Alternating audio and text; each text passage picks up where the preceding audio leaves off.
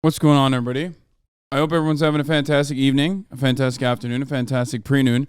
No matter where you are in the world, I'm Hasan Piker, and this is the Hasanabi broadcast coming to you live from sunny, beautifully sunny California, Los Angeles, folks. We're live and alive, and I hope all the boys, I hope all the girls, and I hope all the MBs are having a fantastic one, because today is a beautiful day, a wonderful day. There's going to be no...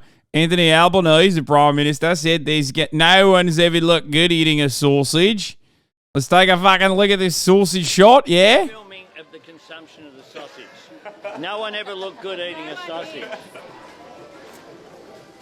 Now they're going to try and get the sausage shot.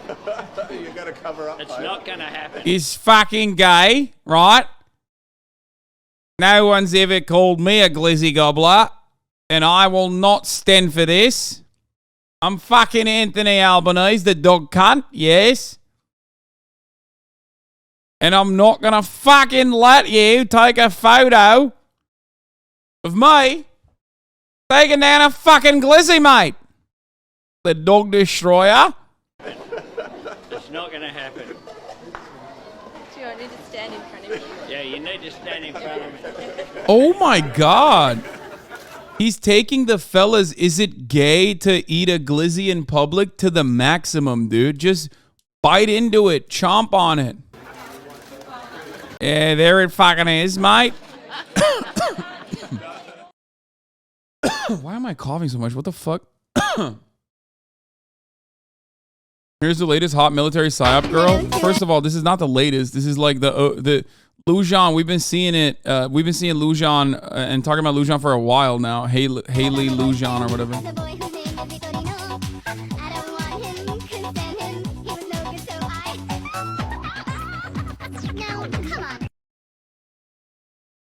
That one guy in the UK literally lost his prime minister rate because he ate a glizzy weirdo. Dude, fucking... Kanye apologized for being a Nazi. First of all, he did not apologize for being a Nazi. What the fuck? Okay, here. I'll cover this very quickly. Kanye West deleted all of his posts and then posted this last night. Okay? Here, I'm just going to say it really quickly, and I'm going to tell you what my thoughts are on it, and then we're never going to talk about it ever again, okay? Watching Jonah Hill and 21 Jump Street made me like Jewish people again, which is an insane statement because it comes with an admission that you did not like Jewish people. Like, what the fuck is this take, man? No one should take anger against one or two individuals and transform that into hatred towards millions of innocent people. No Christian can be labeled anti-Semite without knowing Jesus is Jew. Thank you, Jonah Hill. I love you. Like, he's just like openly admitting that he hated Jews, which he definitely did. Like, and I'm not exactly certain if that has gone away, but like the notion that you watched one fucking movie, also like 21 Jump Street, probably not Jonah's best. What? We all have different paths to enlightenment. Please stop. I know y'all are memeing, but like, but he changed his mind, so it's all good. We'll wait to find out, okay? One of the coolest things is that like, on the one hand, we have simultaneously hyper-medicalized every kind of like minor infraction and have basically, we can't even have a conversation with people without addressing like 11 different possible psychological disorders that we have from interactions, while simultaneously like terms that otherwise would be relegated to academic conversations about psychology are now being utilized left and right, like literally from gaslighting to love bombing to narcissistic personality disorder related things. Also, on the other hand, we have gone back to like the Foucault style village idiot conversation, where we do have this fascination with people who are very clearly and deeply mentally ill, like Kanye West. And instead of going, yeah, this guy is like clearly he needs some level of help immediately. We're just basically looking at what he's saying and we're just basically looking at what he's saying and going, oh, that's fascinating. That's fun. Yeah, intrusive thoughts is another great example. Trauma has been totally neutralized as a term at this point, which I guess it's a given when you turn around and add every kind of like hyper medicalized sentiment into like your everyday conversation, and psychology basically turns into just everyday existence all the time. Ultimately, it's something that like everyone. Most of these are spectrums anyway. So obviously, everyone has something. So technically, no one has anything. Ye isn't an anti-Semite because of mental illness. Bipolar doesn't make you adopt hateful thoughts. No, he's an anti-Semite and he's also mentally ill. That's the difference. He's a mentally ill anti-Semite.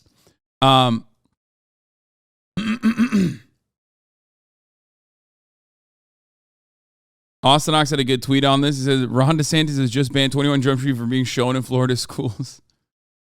Not all mentally ill people are anti-Semitic, but a lot of anti-Semitic people are mentally ill, if that makes sense. It's like the same attitude towards like mass shooting, right? Oh, people always say like, oh, fucking, this guy was mentally ill. Like, he did a mass shooting. It's like, yeah, no shit, dumbass. Like, yeah. But like that doesn't mean anything. Anyway, whatever. I love that I'm drinking coffee like directly in front of you guys, and someone in the chat will still ask me like, Hasan, are you fasting? Of course not, bro. Where was I? This Kanye video begs to differ. Kanye after watching Jonah Hill's performance on 21 Jump Street.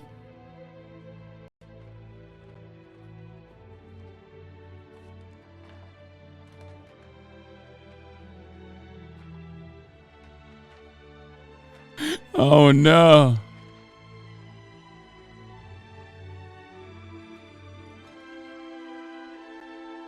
It's kind of interesting to think about, but like a lot of white supremacists always have that finished basement with the wood panels on the walls. I don't know what that's about. It's very sussy. I know it's American History X and all, but like I've seen so many TikTok videos with like the Vaseline lens of motherfuckers who are just like straight up white supremacists talking about shit, and in the back is always a finished basement with a wood panel wall. Always.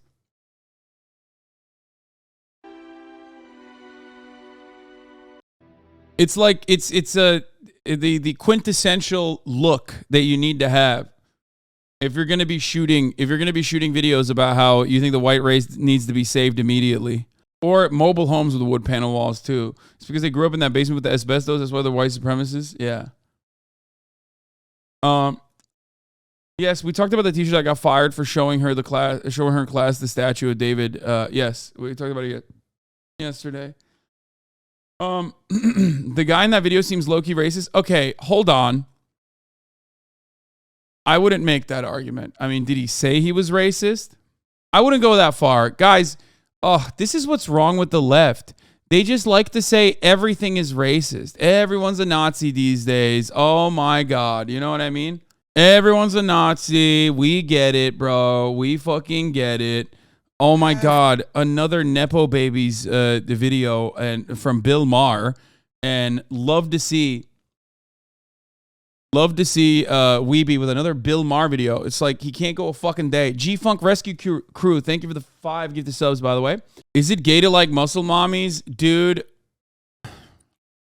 if you're attracted to her, you're a latent homosexual. Sorry, don't make rules. Okay, here's what I want to say about this, okay? First of all, I'm gay as fuck, okay? It's just, that's it, okay? Sorry, I guess I'm gay as a motherfucker, okay? That's number one. Number two, every single person that posts shit like this also is like obsessed with that one Italian model that they keep saying is like a 13-year-old boy. Okay? You guys know what I'm talking about. This is an extremely online thing, and I can't believe I'm talking about it. I've like avoided talking about it for the longest time because it's like so fucking annoying. But like, I'm sure you guys have seen it. If you've been on Twitter for long enough, there's this Italian woman, okay? And she's like 20 or 21 or some shit like that, okay? And they constantly post about her because she has short hair, or like originally she had short hair, and like Gio Scotti, exactly. This is the person. Okay? Here, I'll show you.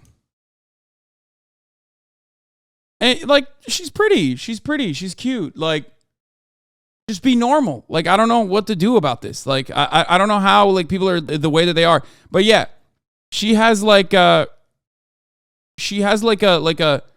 following of like people who are horny about her or whatever, like normal people.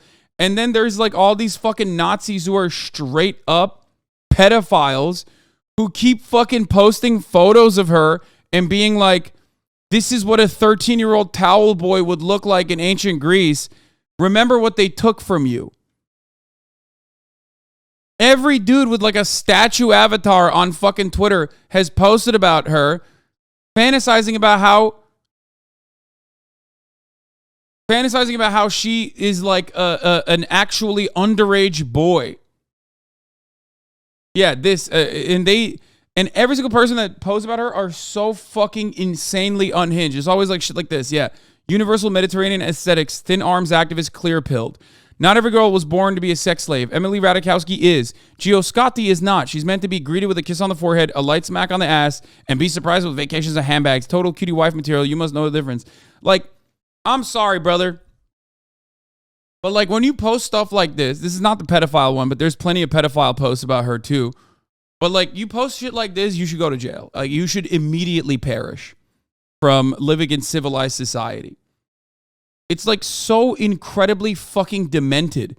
Like the moment that this comes out of your fucking mouth as like the first thing that you tweeted out, okay, you're jail. Like instantly, instant jail.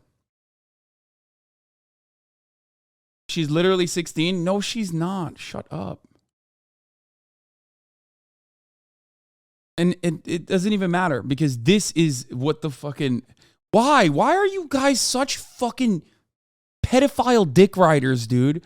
Why? Why is it that like there's something so incredibly brain broken about people online that immediately goes, oh, she's actually 16, brother. It's like, what? Are you conflicted because you're a pedophile? So you want like everyone to also be a pedophile? And then you go... And then you have dumbasses that go, she looks 16. No, she fucking doesn't. Okay? It depends on the photo. It's just like motherfuckers with 7% body fat. Okay? On certain photos, they look fucking peeled. On other photos, they don't. It's called lighting. It's called makeup. Shut the fuck up. Anyway, this is the original tweet that started everything. This is what the towel boys and ancient Roman warriors had sex would look like. This is what they took from us. Like, this is a 23-year-old woman, okay? And, like, these fucking freaks will look at a 23-year-old woman or a 22-year-old woman, I don't know how old she was at this time, and turn around and go, oh, man, imagine if she was a 13-year-old boy that you would have pedophile sex with instead. Statue and anime PFPs having a normal one. Something I didn't realize because I never posted a TikTok before is that when you do it, it's a lot of inconsiderate freaks will completely ignore a genius caption and focus on the girl in the video and they reply to you saying, I'm masturbating right now. Yeah, I mean, they did a know your meme about this. Really isn't that hard. A simple DM saying you're pretty would suffice. But many online don't get this, especially incels who this week compared an Italian model to an ancient Greek boy in hopes of piquing her interest. The woman's name is Gio Scotti, and although she's 23 and living in the 21st century, many Twitter users found her profile and likened her aesthetic to the men on Twitter who pretend to only be pretending to be gay. Tomboy indoctrination machine, that girl from TikTok. Socrates. Trust us though, it's not that deep philosophically. Psychologically though, that's another story. Unfortunately for her, she discovered these... Yeah, she found out about it and she posted it. For those who don't speak Italian, I'm referring to the meme of months ago, according to which I should be a 13-year-old Greek boy. And since I don't use Twitter, I have only now discovered everything that is being created behind it. I don't even know what to think. Tweets a few days ago and has been struggling with the existential knowledge ever since. Looks like the cover's been blown for all parties involved. Seems like she'll never be able to read Homer's The Odyssey the same way again. Anyway, it's just like, I don't know. I don't know what to do. I don't know what to do with so many brain broken people. Like, bring back lobotomies, maybe? I actually don't understand. Like, Do you remember chat going crazy over Ariana Grande? I know, because in this community, left or right, it doesn't matter. This is, I think, a byproduct of being extremely online and not having any like real relationships in the real world and like not actually being in public ever.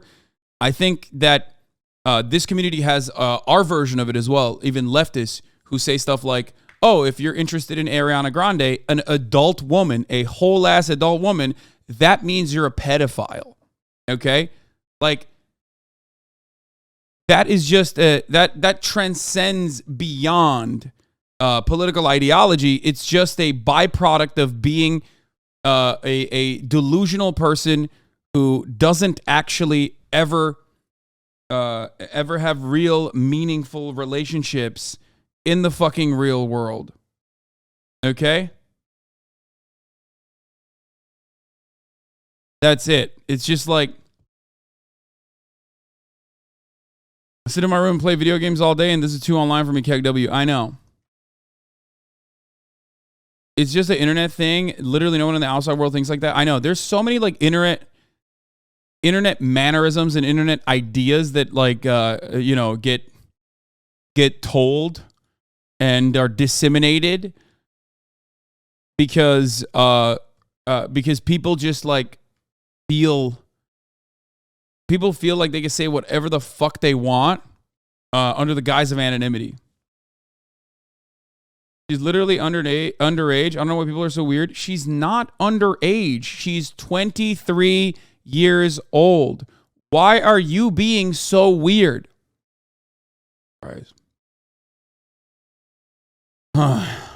Anyway.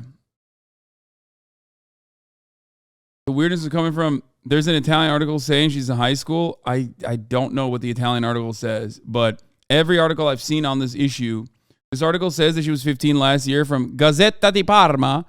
Gia Scotta, la bella TikToker parmigiana from beautiful Parma. Says that she's 15. Oh, no, she doesn't. She says she became a celebrity on the web at the age of 15. Not that she's 15 last year, brother. No, you looked at an article to find, oh my God. You are the same. You are the same as the other person. Please stop. Anyway, I hate this fucking topic because like it brings out all the biggest fucking weirdos on the planet, because now that we established that she's actually 23, okay? Now the people that have no reading comprehension are going to turn around and say, well, it doesn't matter because, like, she still looks young. In his defense, leftists don't know how to read, just listen to 3-hour-long video essays. Yeah, this shit pisses me off so much. Anyway, yeah, problematic height gap, problematic assumed age gap. Oh, just the internet is so brain broken. That's why I love these gals, okay? That's why I love Ms. Welch and the other lady, okay, and what they're doing. They're doing a podcast and they have no fucking clue about any of this dumb shit. You understand me? Reminds me of when people got grossed out when Arya Stark, Maisie Williams got a sex scene. Wait, but at the next sentence, the article implied the success came over the pandemic. So if she was 15 then, was she like 18 now? I promise I'm not an incel, Andy. I don't know. Every single thing I've seen is that she's 23 now, okay? She might have like first popped off when she was fucking 15 years old many, many years ago, and then popped off again during the pandemic. That's it. Pandemic was 2 years ago, not 8. It doesn't matter, dude. It doesn't fucking matter. It doesn't matter. Oh, God. It's just like...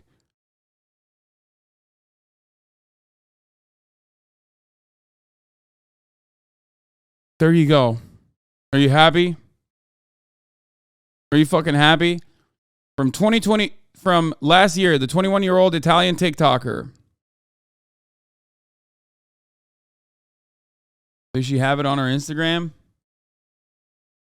I don't know. But anyway, holy shit, move on from this weird topic. Why did you even start talking about this? Because every now and then, I like to show you guys the brain rot that I experience on the internet, because I can't bear to stand it alone. But then I remember there's the same kind of extremely online, brain rot in here. So people in my community start popping off in the same exact way. But then I have to do a little bit of fucking housekeeping.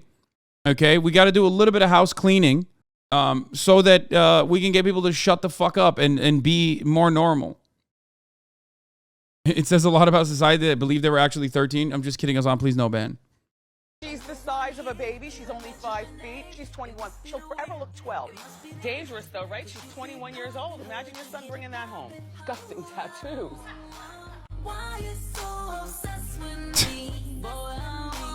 Anyway. Are you saying you want to genocide the weirdos? No, I don't want to genocide the weirdos, but I do want to fucking, like, purposefully... I don't want to genocide the weirdos, but I do want to like eviscerate their brain rot. You know what I mean? Like I want to lobotomize them in a like figuratively lobotomize them. Does that make sense? Like I want to clean their brains a little bit. Hasan's stream literally more dangerous for your brain than football? No, it's exactly the opposite. This is a stream where you can look at extremely hyper online shit and change the way you react to it. You yelled at me for being a rad femme the other week, and I heard you. Sometimes you laser the brain rot off with words. Exactly. I'm shaving it.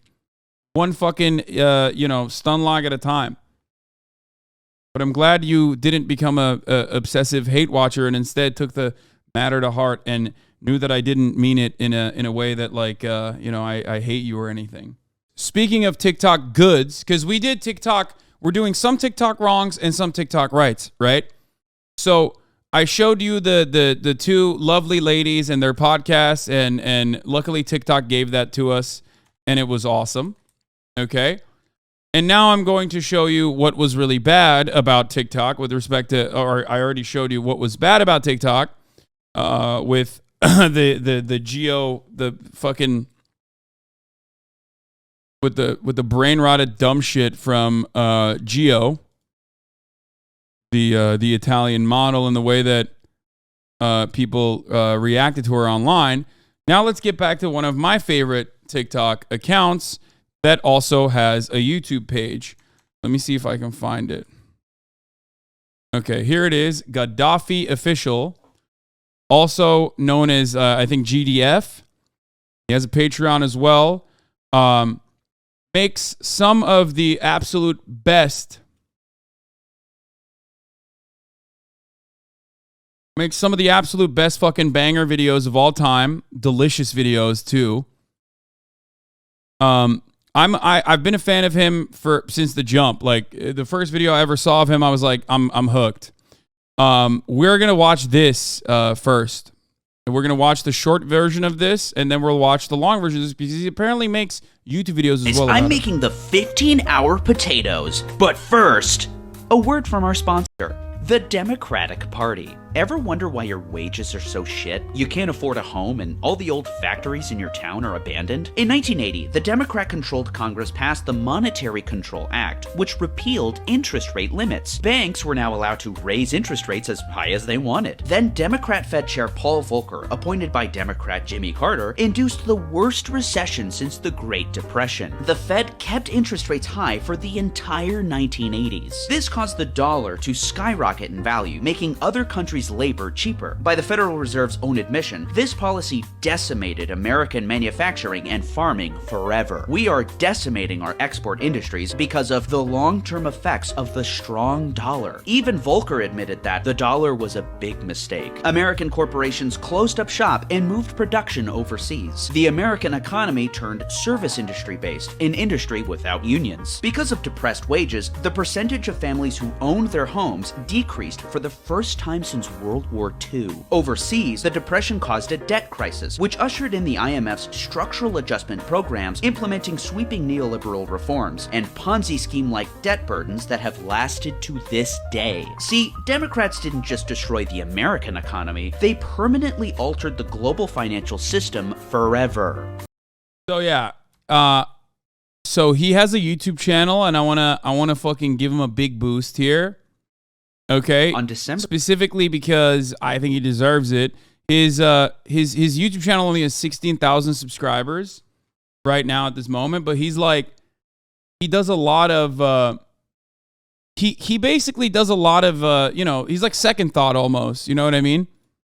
He does a lot of this stuff, but more historical. He's like a historical Second Thought. And obviously you guys know I love Second Thought. So let's watch. I already told him earlier. His TikTok is literally all golden content. I'm actually kind of surprised he hasn't been banned. I mean, I hope he never does, because I don't think he does anything that's like totally unacceptable from the terms of service standpoint, but he's great. On December 7th, 1981, 45-year-old James Von Brunn entered the headquarters of the Federal Reserve in Washington, D.C. I've helped him with not getting banned. Nice. After writing his name on the sign-in sheet, Von Brunn explained to a security guard that he was a photographer intending to take pictures of the boardroom inside. After being told he'd have to wait, Von Brunn sprinted up the staircase, and the security guard swiftly I didn't know after this him. shit. Von Brunn was then met by another guard in a corridor and promptly pulled out a sawed-off shotgun. Before he could pull the trigger, Von Brunn was overpowered. In a bag slung over his shoulder, security recovered a .38 caliber revolver and a hunting knife. He then claimed to have planted a bomb in the building, which turned out to be a hoax, leading to the building not being JCS. evacuated. He said he was distraught over high interest rates and the state of the economy. Driving throughout the U.S., through its countryside and urban areas, through cities and towns big and small, the corpses of industry litter the landscape. Abandoned factories, plants, and yards are reduced to overgrown and decaying structures. Whole towns and cities have been gutted by the void, causing a mass exodus of working-class communities. The factories that sustain the lives of millions of families... By the way, this is going to trigger every neoliberal, because they will say that it's not actually Carter that was responsible for the increase in interest rates, but also at the same time, interest rates increasing was not necessarily bad. So I'm just letting you know, trigger warning for all the neoliberal Andes in the chat. You are going to get very angry at this video. Is this guy conservative or anti-liberal? No, he's not. He's not a conservative. He is anti-liberal, but he's not conservative. Were not killed off by Sushi the kebab gradual guy, and thank you for the 10 natural this up. process of neoliberalism or Reaganomics, but by a deliberate policy exacted on the economy all at once. Yeah, the famous Gaddafi supporting conservative. Actually, to be fair, Gaddafi is such a mishmash of like different kinds of politics that in sometimes was like very self-serving, and in other times was so incredibly fucking unhinged that like you could technically have some conservative Gaddafi fans. So I don't know, I guess. Indeed, Ronald Reagan has been a convenient scapegoat for liberals to unload all of the ills of the economy onto. And while his fiscal policies have set the stage for deregulation and cuts to social spending, causing a massive wealth redistribution to the upper crust, it is the monetary policy from just before his presidency which set the stage for the 1980s. The American post-war boom brought unprecedented prosperity. Millions of families became homeowners. The government subsidized cutting-edge industries that added to their global hegemony. But, of course, the side effect of a booming economy is inflation. The Federal Reserve is in the position of the chaperone who has ordered the punch bowl removed just when the party was really warming up. Inflation had become out of control in the 1970s, and by 1980, the Consumer Price Index showed an annual inflation increase of 13.5%, the highest it's ever been. President Jimmy Carter was sandbagged for the state of the economy, and therefore inflation was the Democratic Party's cross to bear. Carter made the decision to shake up monetary policy in a dramatic way, and would appoint a towering figure, both metaphorically and literally, as he stood at 6'7", one of the most influential Federal Reserve chairs in its history, Paul Adolph Volcker Jr. Paul Volcker would be chosen to be the executioner of the economy, and the Federal Reserve marched in lockstep with big banks to achieve that. By the way, speaking of which, one of the deflationary mechanisms that Nixon implemented at the time, which is so interesting to think about, called the Nixon shock, is something that like is almost entirely unimaginable now. He's probably not going to get into that right here because he's talking about like the Democrats and the Democrat appointed individuals and their neoliberal economics, and their like neoliberal policies that actually eviscerated the American economy. But regardless, I want to talk about the Nixon shock, and not the top of the hour ad break. You know, that's not what I'm talking about. Obviously, that's shocking to you if you're new here. You're like, what? A 3-minute ad break at the top of the hour? Yes, that is what's going on. At the top of the hour, there's a 3-minute ad break. Don't be fooled, though. You can avoid those ads as long as you subscribe for $5 or for free. Okay? Even if you were shocked, you can avoid those ads by subscribing or by getting gifted a sub. Here's the 3-minute ad break now. Sushi Kebab Guy, once again, thank you for the 10 gifted subs, allowing 10 people to no longer see the ads at the top of the motherfucking hour. Okay. Extra summons, thank you for the 5 gifted subs. Emakin, thank you for the 5 gifted subs as well. But yeah, the Nixon shock was a series of economic measures undertaken by the United States President Richard Nixon in 1971 in response to increasing inflation, the most significant of which were the wage and price freezes, which was a huge one, a 90-day wage and price freeze that Richard Nixon basically almost single-handedly implemented. Okay?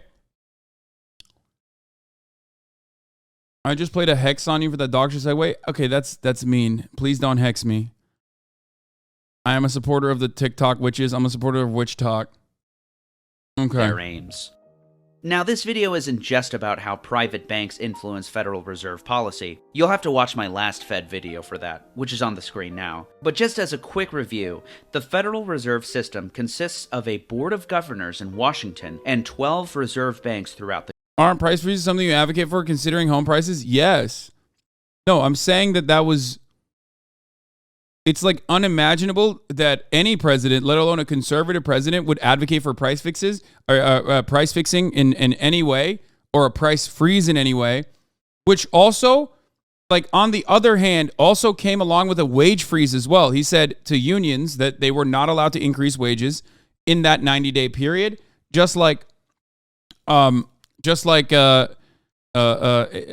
corporations were not allowed to increase prices.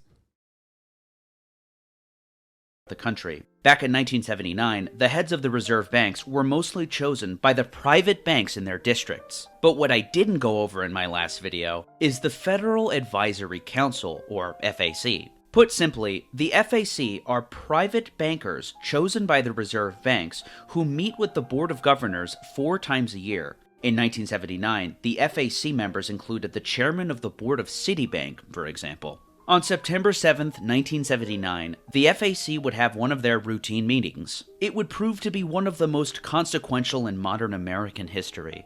According to the minutes of the meeting, the bankers urged the governors to target the amount of money in the economy rather than concerning themselves with interest rates. To achieve this, interest rates would reach their highest levels in history. This monetary theory is otherwise known as monetarism and was popularized by Milton Friedman, probably the most influential economist of the 20th century, rivaled only by John Maynard Keynes. To show how impactful this meeting was, the Board of Governors would come to the same conclusion themselves 3 weeks later. The governors would not tell the president of their decision for a month. This is legal because the Federal Reserve is not obligated to inform the president about their decisions. Indeed, neither the president nor Congress were consulted about this momentous event, and their experiment would be implemented in earnest on October 6, 1979. There wasn't any question that the board knew that recession would follow.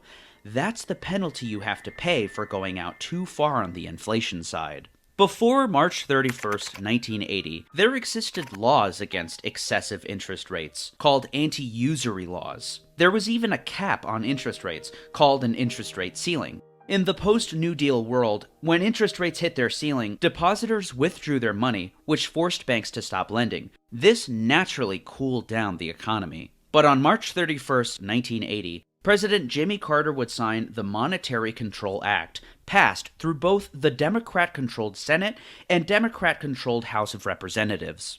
In an instant, lending institutions and banks could now charge any interest rate on loans that they wanted. The social implications were obvious. Borrowers, businesses, and consumers would pay higher interest rates, and creditors would enjoy higher returns on their wealth. The unregulated interest rates, coupled with the Fed's new tightening of money, would change the American landscape forever. The consequences would be far-reaching and varied. Just to put it in perspective, the federal funds rate, the most important interest rate metric, which refers to short-term interest rates between banks, is making the news now as of February 2023 for reaching its highest level in 15 years, of over 4%. By January of 1980, it would reach almost 14%. By April, it was nearly 18%. And after relenting for a brief period, the Fed would increase the Fed funds rate rapidly, up to 20% by January of 1981. What followed was the worst recession since the Great Depression. For nearly 2 years, the unemployment rate increased every single month, and by 1982, 12 million people were out of work, with millions more relegated to part-time, a total of as many as 20 million people. But the so-called dragon of inflation was slayed, and the inflation rate was curtailed to under 4%. What was the result of this? Well, the recession, as all recessions, was very profitable for banks and holders of large financial wealth, as explained in my last video about the Fed. Bankers enjoyed the high returns from loans made just before the recession and used the cheaper money from during the recession to invest and make even more money. Their cash and dollar-denominated assets started to appreciate due to low inflation, and they became extraordinarily wealthy. While construction, manufacturing, and farming took historic and permanent losses, 1981 produced more returns for banks than at any time in the 1950s, 60s, or 70s. And what did the banks do with all this wealth? Surely they invested it responsibly and carefully. Actually, they started loaning it to underdeveloped countries. To paint a picture of just how reckless and brazen American bankers had become, 9 of the largest U.S. banks' risk exposure, meaning the amount loaned compared to their capital, was over 200%. This meant that if a country defaulted on a loan, the loss would wipe out more than 2 times the money that the bank had on hand. For the poor countries, what economists call least developed countries, or LDCs, things became very bad during the recession. For starters, the Federal Reserve raising interest rates raised them around the globe, so countries had to pay more for their debt. But on top of that, they lost their most important export market, the United States. The lack of demand created what is now known as the LDC debt crisis. The Fed mobilized to facilitate currency swaps, swapping currencies with countries, giving them much-needed dollars to back up their economies. This bided them enough time before the IMF would enter the equation. Starting with Mexico, the IMF would loan money to roughly 15 countries, culminating in the beginning of the era of the Structural Adjustment Program, or SAPs. SAPs were how the IMF would apply conditions to loans that included cruel austerity measures, including privatizing industries causing mass layoffs, suspension of price controls, wage cuts, and cuts to welfare programs in already miserably poor countries. These countries' budgets would be oriented toward paying back loans, which became I've explained this in very reductive terms multiple times over when I talk about like debtor imperialism that America and the Western world has utilized time and time again on the global South, where they basically lend you money, okay, and then they tell you if you want this money, obviously, you have to buy from our corporations, and you can only use it on specific things, and if you want to turn around and, like, I don't know, help prosper your nation through social spending, you can't do that. You're not allowed. Impossible given the high interest rates, which compounded, creating a larger balance sheet for them to pay every year. This virtual Ponzi game would increase the debt burden for years to come. According to the World Bank, another partner in the destruction of developing economies. Why take that loan? What do you mean? They got nothing. Why take that loan is such a funny question to ask. I wonder why nations of the global South would take any kind of loans from the Western world. I wonder what could possibly be the reason. I don't know. Maybe because they were held back deliberately through like direct violence, not the indirect violence of like imperialism by a different name, but the direct violence of colonialism, colonization. In 1982, the Caribbean and South America owed $330 billion in debt. By 1984, they owed $374 billion. As is widely known today, developing economies have never recovered from the sweeping neoliberal reforms. Yeah, Turkish people are permanently traumatized by the IMF, one of the biggest reasons why Erdogan was elected in the first place, yeah. The era of the Structural Adjustment Program. Over in America, unemployment reached 11%. Most of them were concentrated in the industrial sector, construction, mining, manufacturing. In fact, 23% of the automobile industry was unemployed, as well as 29% of miners and 22% of construction workers. Typically in periods of economic downturn and mass layoffs, the economy would pick back up and industrial workers were able to enter the job market once again. But in the 1980s, the manufacturing and industrial sector withered away and died for good. There's a reason for that. To many Americans, the idea of devaluing the dollar sounds like a bad thing, even vaguely unpatriotic perhaps. A weak dollar must weaken our mighty nation. A strong dollar means a strong economy. You would probably be surprised to learn that the strong dollar is, more than any... The CCP did the same thing with the Sri Lankan ports and is currently trying to do it again with countries in Africa. That is an assessment that is not shared by even neoliberals. Even the Foreign Policy magazine disagrees with your assessment. The countries certainly disagree with it because they take those loans. But the conditions implemented with Chinese loans, as far as I understand, one, have way better terms and conditions for those leaders, and two, do not come with austerity measures, like forcible austerity measures. So the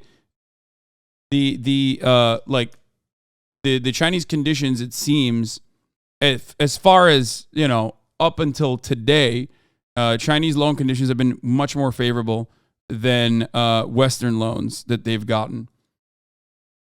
For the record, it is so glaringly obvious.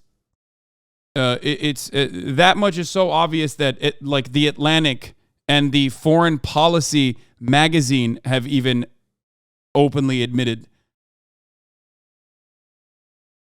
that it's wrong. Like, look at this. China cancels 23 loans to Africa amid the debt trap debate. This is from Voice of America.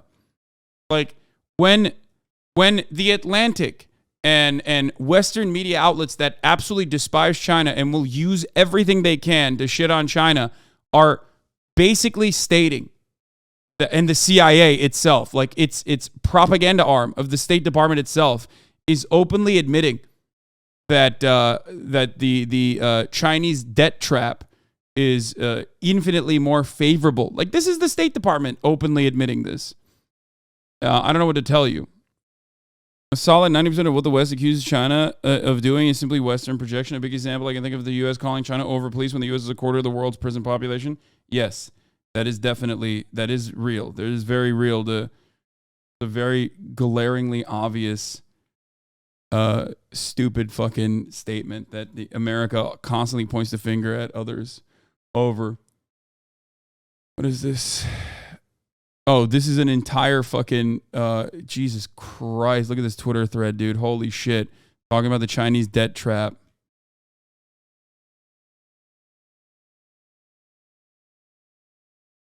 Bidet marksman. As a result of China's rise for the first time since the fall of the USSR, there exists a pathway for countries to truly develop that doesn't require a choice between complete subservience to foreign capital or brutal isolation and attack.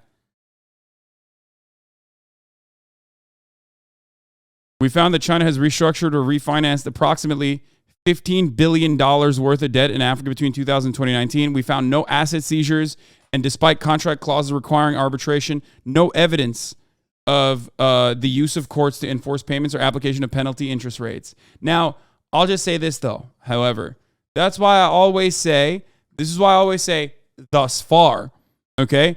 I always tell you that the Chinese loan conditions are demonstrably better than IMF loans and do not come with the same kind of like austerity measure implementations thus far. That might change in the future. That might be worse in the future.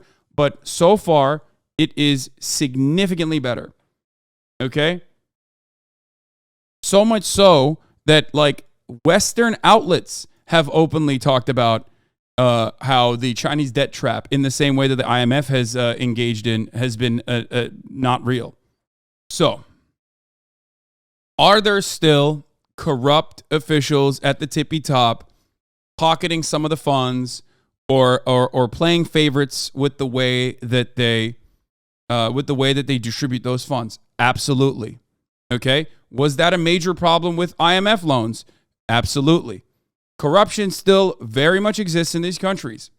We are simply talking about the Chinese involvement. We're simply talking about Chinese loans in comparison to IMF loans. And from that front, yes, the Chinese loans are demonstrably better. Okay?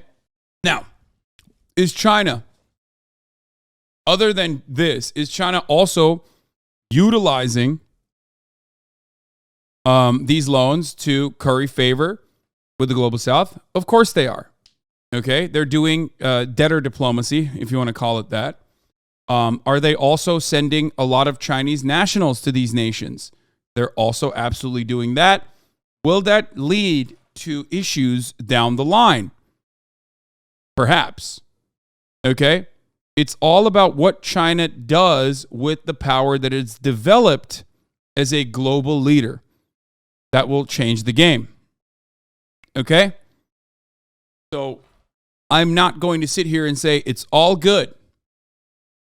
But with respect to what has happened historically and in contemporary society, in African nations specifically, with their involvement with the West, going from centuries of colonial exploitation and direct acts of violence to debt trap diplomacy and austerity measures implemented in these countries, to still, in some instances, owning like the colonial, some of the colonial exploits being like literally owning their fucking banks, controlling their central banks and what they can do, like that level of direct involvement. It's certainly infinitely better than that. Yes, evil American order has decreased extreme global poverty from 38% in 1990 to 8% in 2019, only a 78% decrease since America became the unipolar power. That's really interesting that the neoliberal Faustini had chimed in while we are currently talking about China, okay, which is the only reason why extreme global poverty, which, by the way, is a metric that has been massaged so much so that it's like literally laughable. Faustini, come on, tell us what extreme poverty is. Give us the dollar value of what extreme poverty is. Come on. You're a big boy. You know this. You know what happened. You know how extreme poverty has been eviscerated, partially as a consequence of what the extreme poverty dollar value is, okay, which is infinitely lower than what it's supposed to be, and partially because of China. Without China, without like Chinese prosperity over the course of the years that Faustini is referencing, there is no evisceration of extreme poverty. None. The notion that America has eviscerated extreme global poverty is a laughable one. It's not true. Under $275 a day, but who opened Chinese economy back to the US? Oh, we have a dentist in our ranks, I think. China did not eviscerate extreme global poverty because it simply utilized its labor power. China eviscerated extreme global poverty within China because of its social spending. Okay? If you socialize the many benefits of opening up your labor market to hungry Western capitalists, and then you centrally plan and grow with the many benefits, you get something like China, a wonderful example of what a country can do. That's it.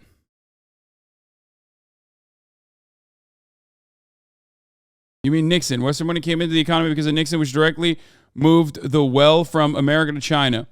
The other side of the conversation, we're currently looking at the American impact of it. But yes, the other side of the conversation is China eradicating poverty internally.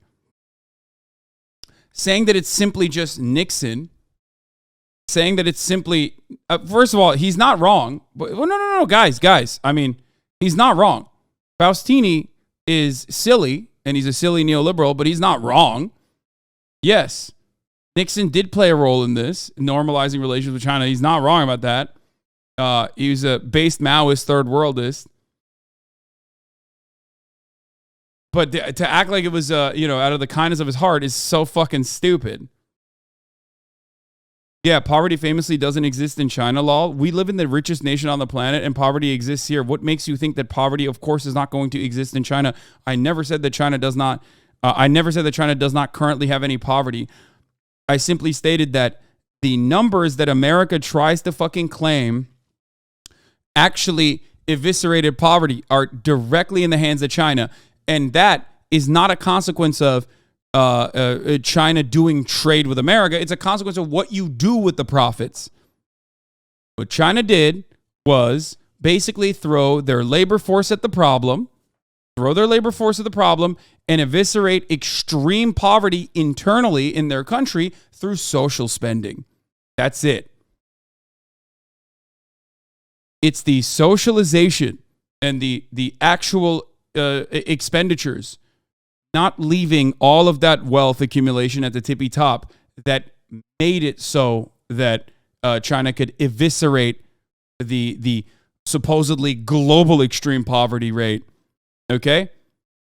But because China is such a massive country, at the time, the largest country on the planet, their numbers, when they were able to eviscerate extreme poverty at the global level, it had global implications.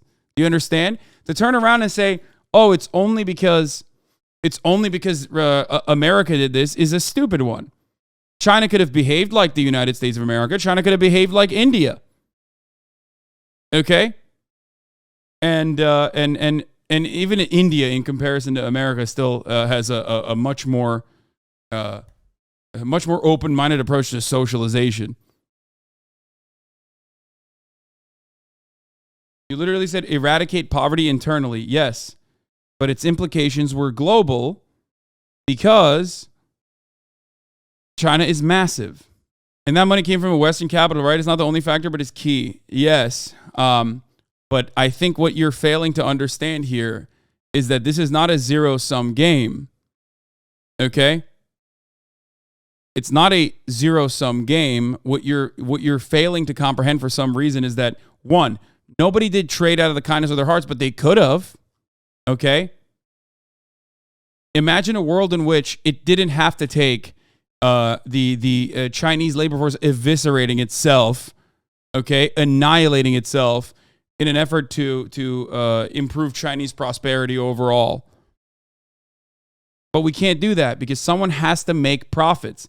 And those who made profits in that were the capital owners, which moved manufacturing overseas. I can tolerate lip takes, but it's downright disgusting, claiming the world benefited at all. Multiple countries have been leveled and annihilated by the USA, as well as no one can afford shit. Now, even worse than 10 years ago when no one could afford shit, even back then. God, what a brain dead Libertega. Yeah, billionaires are doing good. People / humans are not. Yeah. It is what it is. You gotta. Anything else, the primary cause of the decimation of American manufacturing. This isn't a secret to economists and the board members of the Federal Reserve. The correlation between a strong dollar and weakening. Burnage 9801. Refusing to cover Israel protests reaching over 300K in Tel Aviv because it doesn't fit your narrative. What narrative? What? You okay?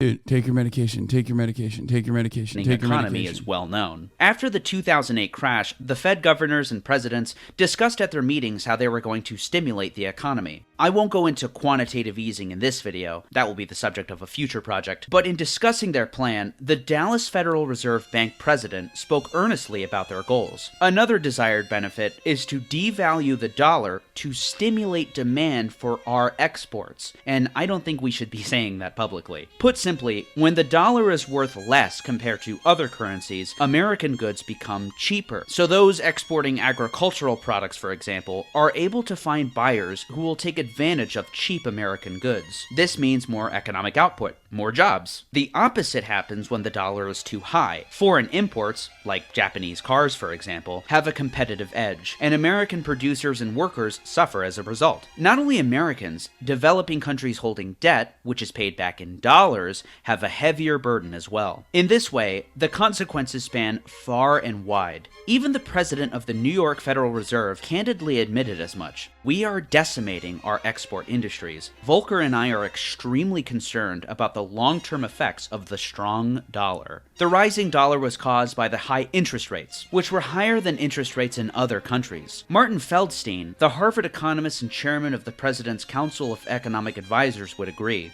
The fall in exports and the rise in imports that result from the stronger dollar are clearly causing unemployment and threatening individual firms with possible bankruptcy. The establishment economists knew better than anyone else what was going on. Even the architect of the operation, Fed Chairman Paul Volcker, relented that the dollar was a big mistake. I kept worrying about the dollar coming down with a thud, but by late summer of 1984, it became apparent that this was taking starch out of manufacturing. And that's putting it lightly. Jobs were extinguished, many of them high-wage unionized jobs. The destruction of the dollar was permanent. The high interest rates, the dollar, the unemployment, the outsourcing, all created a perfect storm, a sinister marriage of high interest rates and depressed wages. For the first time since World War II, the percentage of American families that owned their homes decreased. To quote William Greider, the old would lend their... I love this. Was it not because of immigrants? Yeah, no, dude, totally. Yeah. Once again, immigration has never been and never will be a problem, okay? It's when you have a two-tiered immigration structure that it becomes a problem. If immigrants are allowed to enter the workforce in the same exact way that natural-born U.S. citizens are able to, where they have the same set of rights, they can unionize and ask for a larger piece of the profits that they are accumulating, profits that they're generating, then there would be no issue. The idea that there is only a finite amount of jobs that are available, okay, to everyone, and therefore adding immigrants into that labor pool is actually hurting wages or depressing wages is laughable, incorrect, and I think disproven in like the 17th century, if I'm not mistaken. The only issue is that immigration in this country, since the Chinese Exclusionary Act, has been utilized as another way to depress wages, because it currently can depress wages, okay? Has been utilized as a way to literally fucking depress wages by having a constantly refreshing new pool of labor, okay, that will work much, much cheaper than the natural born U.S. citizens and way worse. Was it not because of immigrants? Wait, I'm joking. I know it's not because of immigrants. Oh, sorry.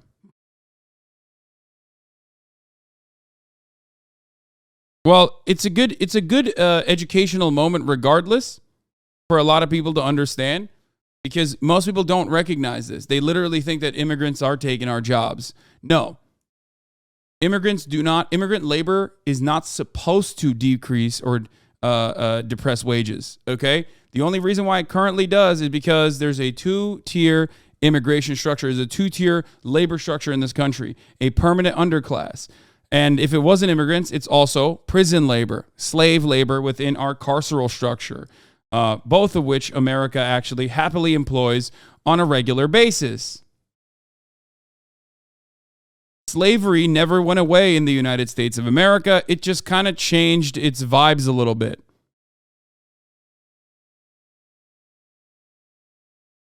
One guide by sarcasm, and this is fucking, we're going to keep cooking. This is why I watch the stream. I mean, it's an important thing that people should understand. You know? It's very, very important for people to understand. This is like one of the fundamental, most misunderstood aspects of the American economy.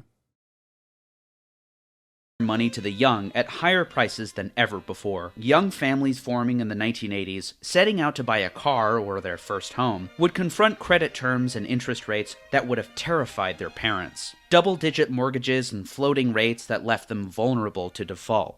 Homeownership, the central component of what was described as the American dream, would gradually shrink among the population, most dramatically among younger families. In one fell swoop, the decision to pass the Monetary Control Act in 1980 proved to be a fatal blow to the idea of a stable income, being able to live securely in America, owning. Yeah, the Democratic Party with its avid support for neoliberal economics have been a destructive force from Carter to Bill Clinton to even Barack Obama. They have been more tempered in recent years, I would say. Like, in comparison to prior Democrats of the fucking 90s, especially, holy shit, dude. I mean, our Democrats now kind of look like socialists with respect to how awful those very same Democrats were at the same exact period in time. So, like, just remember that, like, whenever people say, like, oh, Democrats are the party of the working class, blah, blah, blah, like, there's a serious disdain for the Democratic Party for this reason. Like, Bill Clinton's awful anti-welfare policies. Holy fuck, dude. Just straight up ruined so many benefits in this country. The repealing of the Glass-Steagall is another reason why banks are, again, a destructive force on the American economy all the time. Meanwhile, we just always keep bailing out the executives and the actual people who receive those profits under the guise of, like, fixing the U.S. economy. And it doesn't seem to change at all. It's just their power seems endless, and it's always growing. The amount of wealth that they can accumulate seems endless and is always growing. Dodd-Frank and Glass-Steagall have had detrimental effects on the middle class. What do you mean? Like, oh, you mean the repealing of both of those things, not like the actual acts itself.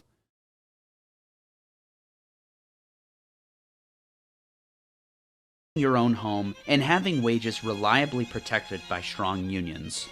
Democrats did this. To the enthusiasm of Republicans, no doubt, and the encouragement of Republican thinkers, namely Milton Friedman and Republican President Ronald Reagan. The economic legacy of the Democratic Party is merely a synthesis with the right to adopt conservative money policies. Democrats used their power to implement policies which were the brainchild of Milton Friedman. Democrats did the bidding of the right. This should be taught and remembered. Yeah. I actually, neoliberals would probably look at this video and go, no, actually, he's right. And it's actually very good that Carter did this.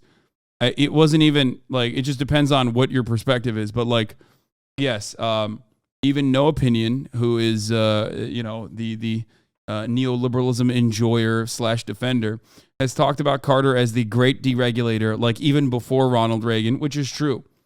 That's part of the reason why Felix Biederman absolutely despises Carter.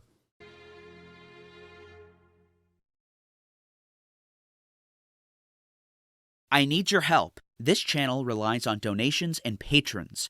YouTube hardly monetizes my videos. I am humbly asking those who have the means to consider giving me a donation. I have a link for donations in the description right now.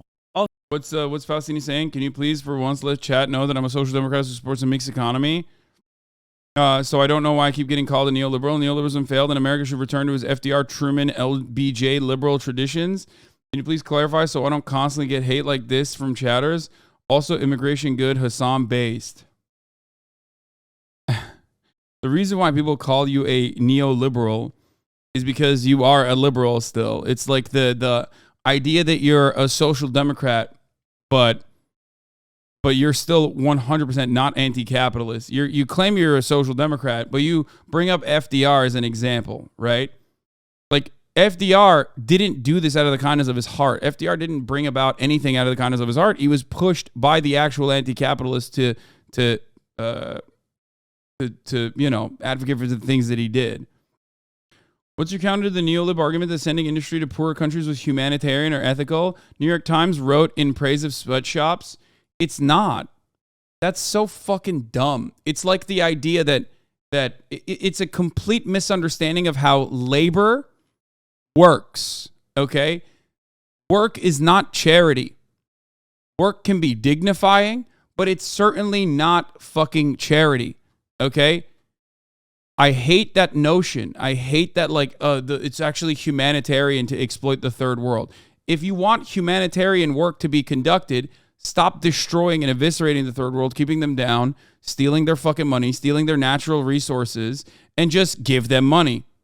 Okay? Your boss is never doing you a favor by hiring you. This is inherently a right-wing idea, okay?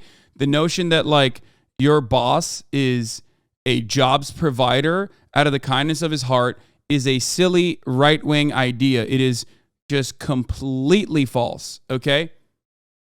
It's a lie. Not only is it completely false, but it's also a deliberately crafted lie to make it seem as though your boss is doing this out of the kindness of his heart. Your workplace is not a family, and your boss is not doing it in a magnanimous reason for magnanimous reasons. Your boss, whether you agree with this or not, and the agreement or disagreement actually comes from whether you are a capitalist or an anti-capitalist, whether you agree with it or not, what's happening at the workplace is basically your surplus labor value being extracted from you, and then your boss taking it in the form of profits. Okay? You can agree with that and say, such is the nature of life. The rich should rule me, and that's actually ultimately a good thing. Or you can disagree with that. Okay?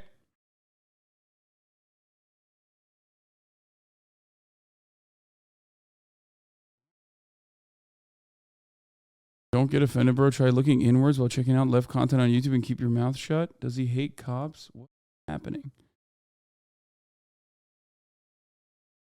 Are you okay? There's a lot of crazy... Yeah. Bosses buy labor. They do not give labor. Anyway.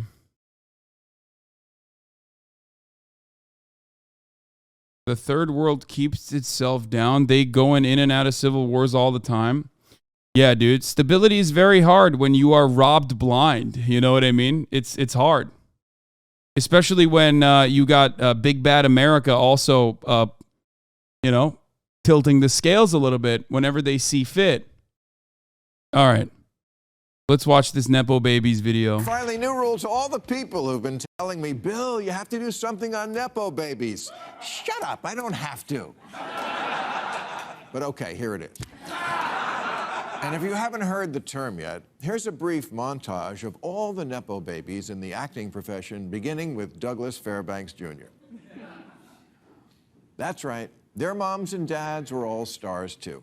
It doesn't make them bad people or untalented. In fact, some Nepo babies did very well in their first big roles.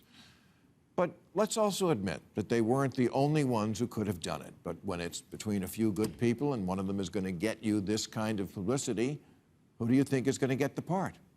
So enjoy the good life, Nepos. Just don't say you didn't have a huge advantage.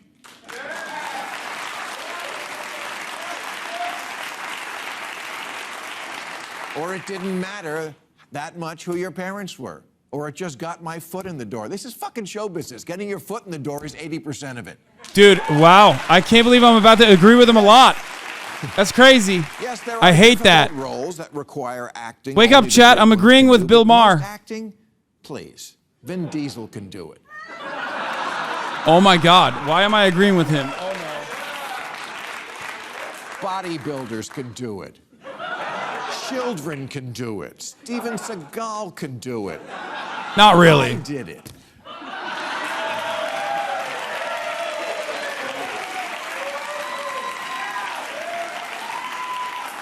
I don't agree with what... Okay. I found something to disagree with. Okay. I don't agree with what he said about Steven Seagal. I don't think Steven Seagal acts. I think Steven Seagal lives. Okay? That's the main difference. Steven Seagal does not simply act. Where Mama At is not something that... Where Mama At is not a man who's acting. That's a man who's living. Okay? Also, are you happy? Weeby, are you fucking happy? Yeah, I agree with Bill Maher. Is that why you showed this to me? What's wrong with you? There's a titty in this? No shot did one of my fucking moderators send me a goddamn video with like actually TOS in it.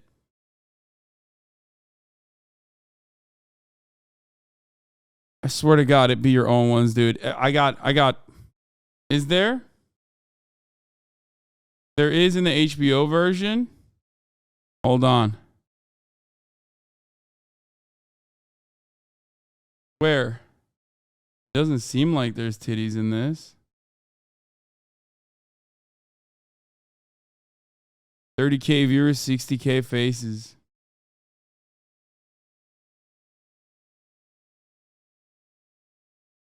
You're stemming? Not why they sports. Even Seagal could do it. I did it.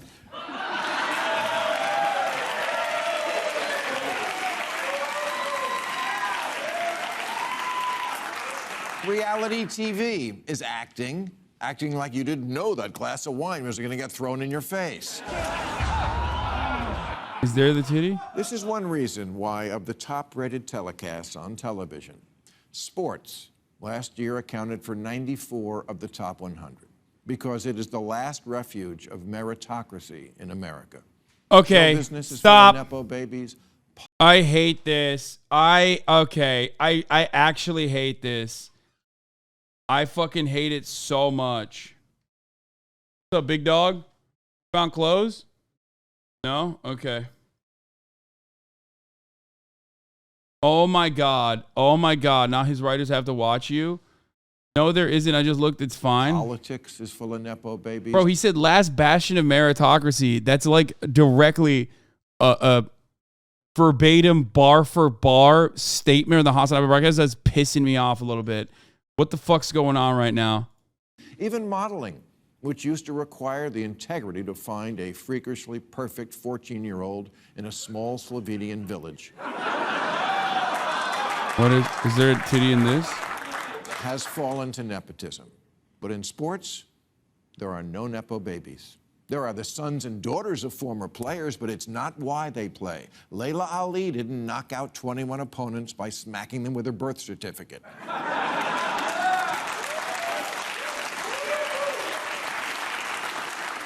Sports is the last place where it doesn't matter who you are or where you're from, just what you do. No one gets hired either because it would make the team look like America. Oh no, is this going to be transphobic now? Or because their rich white daddy pulled strings.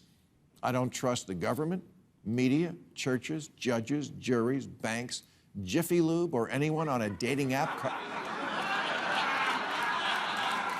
Anyone on a dating app covering their chin with their hand.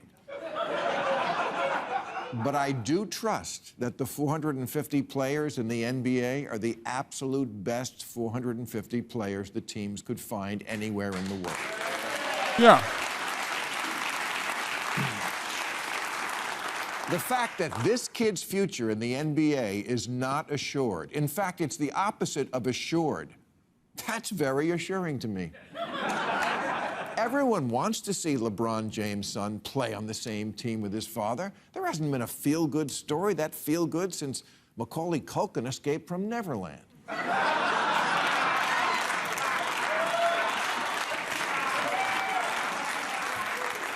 But just because we want to see it is not going to make it happen. Only Bronny James himself can do that.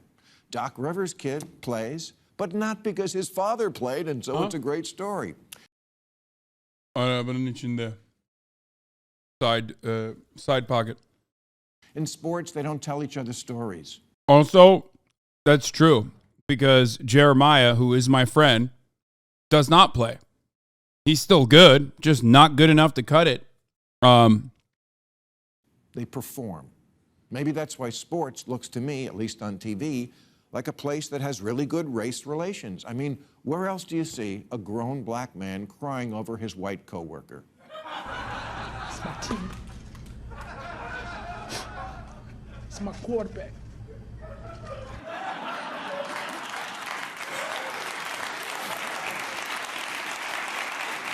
On the field or court, it's just about who can get me the ball, who can score for our team when we need it. They earn each other's respect, and the love follows. So why does America have that in sports, something that is, after all, just a diversion, but not for stuff that really matters? 42% of private colleges admit applicants based almost entirely on the fact that their parents are alumni. You get in if you work hard and your dad... Oh my God. Bro, what is happening? What the fuck's going on? This is like bar for bar. This could literally have been a direct cut from one of my fucking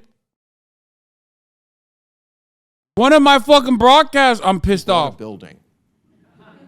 These are called legacy admissions, although I will also accept entitled fuckface. He's right. Legacy admissions is a significantly larger problem than affirmative action, but affirmative action is seen as like something that helps poor black people, so everybody fucking loves attacking it, but legacy admissions are given to otherwise wealthy individuals, and because we fucking love the dogmatic attitude, we love the dogma of capitalism, and it's like religion for us, that we basically fucking never talk about that. But it also must be said that in the interest of righting historical wrongs and evening out our despicable past, the concept of merit itself is now under attack everywhere but in sports. Instead of getting the kids who lag behind up to the higher standards, schools all over are eliminating honors classes. 80% of four-year colleges no longer require any standardized test for admissions. San Francisco's top-rated Lowell High School replaced merit-based admissions with a lottery in 2021, and the result was a threefold increase in D's and F's. Turns out getting rid of merit admissions just made kids feel worse about themselves, and that's what Instagram is for.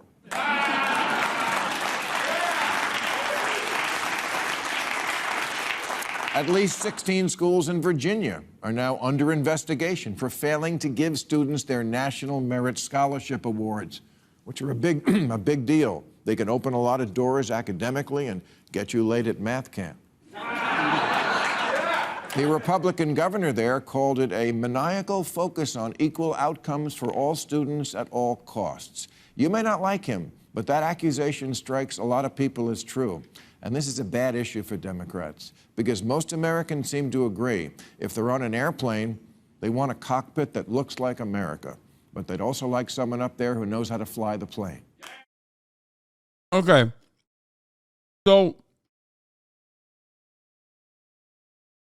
the thing that frustrates me about this part is that every part of the fucking conversation with respect to like education in America is tarnished by the real issue. Okay? There is no such thing as like someone being too dumb to fucking not perform adequately and actually rise to the top of society. The fucking compilation that he just showed here literally proves that reality. Okay? So all matter of like fairness initiatives in the United States of America, unfortunately, never look at the actual problem, never look at the ways to solve the problem. The real problem is underfunding education. The real problem is making sure that public education is crippled, making sure that all public schools are abolished, the Department of Education is abolished in a meaningful way. That's the real issue. Okay? The idea that like these kinds of initiatives are bad, okay? I haven't looked into it too much. I am unfamiliar with what these fucking guys are trying to do. But just like with affirmative action and just like with every other initiative that we have applied in this country, it fails to address the root cause. The real issue always is that there isn't enough money being put into public education. The kid in Jefferson Parish, okay, is not any dumber than the kid living in Martha's Vineyard. The difference is the kid living in Martha's Vineyard does not have the same economic struggles. His family does not have the same economic struggles as the kid living in Jefferson Parish, Louisiana. Okay? That's it. Do you understand? This is part of the reason why it's like these kinds of initiatives, especially because they refuse to address the real issue that is underfunded schools. These kinds of initiatives always fall flat and and basically piss people off. Okay? It sucks. there are nations that do a very good job with their education initiatives and yield prosperous results for their labor force. I'm, of course, talking about Finland. Numerous other social democratic countries do a decent job with this, but Finland excels, goes above and beyond. It's just like everything else. You can look to other examples of things like this working, okay? It works. It works in other countries. That's it.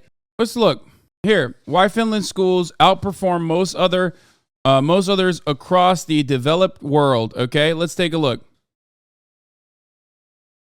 This is 5.5 million views. I've written about this before. I've done a video on this before on the Young Turks, but it doesn't matter. Let's watch this. As far as I know, the video that I actually did on Finland and Finland's like incredible education system literally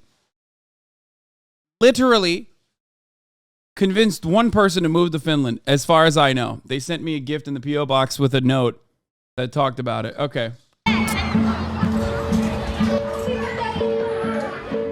Zero Stress Tech, thank you for the 5, get the sub. It's 8 a.m. on a cold morning in the suburbs of Helsinki, and these primary school children are getting ready for class.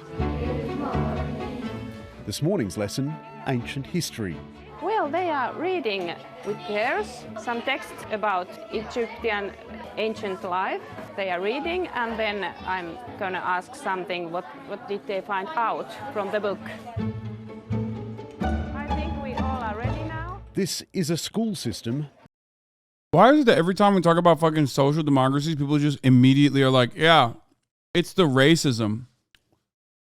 Okay. I guess that's what it is. It's the racism that helped. It certainly cannot be better social spending. Like it can't. It cannot be, higher rates of taxes. It's got to be some other thing. That for years has been among the world's best. And then what about this gold one? Yeah, Minttu, please. Ja miehetkin molemmat on käyttänyt meikkiä. And yet these kids will spend half as much time in a classroom as Australian children. When you go to The Finnish educational system is in crisis right now. Performance has dropped dramatically and is now at the level of the UK. I wonder why. Perhaps it has something to do with the glaring problem with social democracies that I've explained time and fucking time again. At the top of the hour, there's a 3-minute ad break. Okay? You can live in a social democracy. You can live in a shithole like the United States of America, but the 3-minute ad break is there no matter what. Okay? And there are methods to avoid it by subscribing for $5 or for free with a Twitch Prime. Okay? Subscribe for $5. You can subscribe for free with a Twitch Prime by connecting your Amazon Prime account to your Twitch account. You can also get gifted a sub by Zero Stress Tech, for example, that gifted 5 to the subs and allowed 5 people to no longer see the ads at the top of the hour. Here's a 3-minute ad break now. Here in the United States, we love... Damn, this got 2 million views from 6 years ago. Look, let me explain something to you. The reason why the Finnish education system is under stress, and I don't know anything about it right now, I'm going to make a complete speculative statement without knowing a single fucking thing. It's capitalism. Okay? Just like the same exact problems persisted in Sweden. When you are a social democracy, you are still engaging in capitalism. When you're engaging in capitalism, there are still going to be capital interests, people who are seeking profit.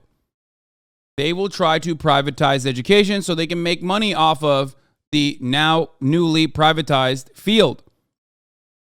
This shit happened in Sweden as well. Sweden had to abolish it because it immediately destroyed their test results.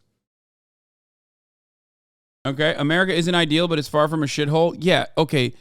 Literally every big city is not only a fucking shithole in this country, but it's also impossible to live in if you don't make hundreds of thousands of dollars a year.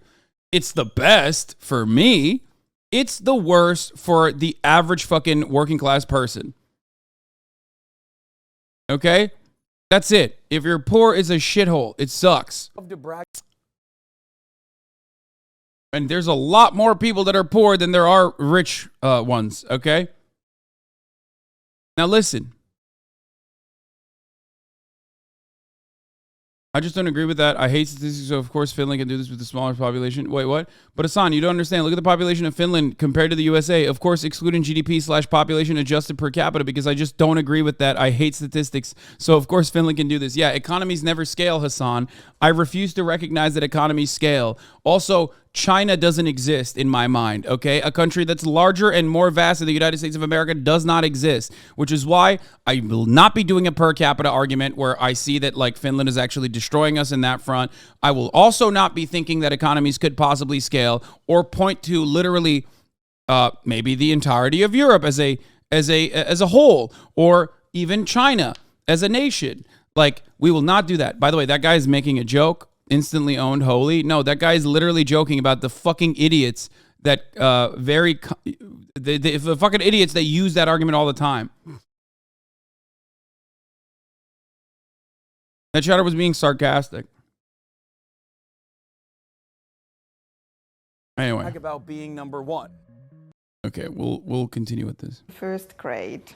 When you are 7 years old, the amount of hours is 20 hours a week. It's the minimum. And then it gets more hours the older you get, but it's still less than in many countries in Europe or in the world.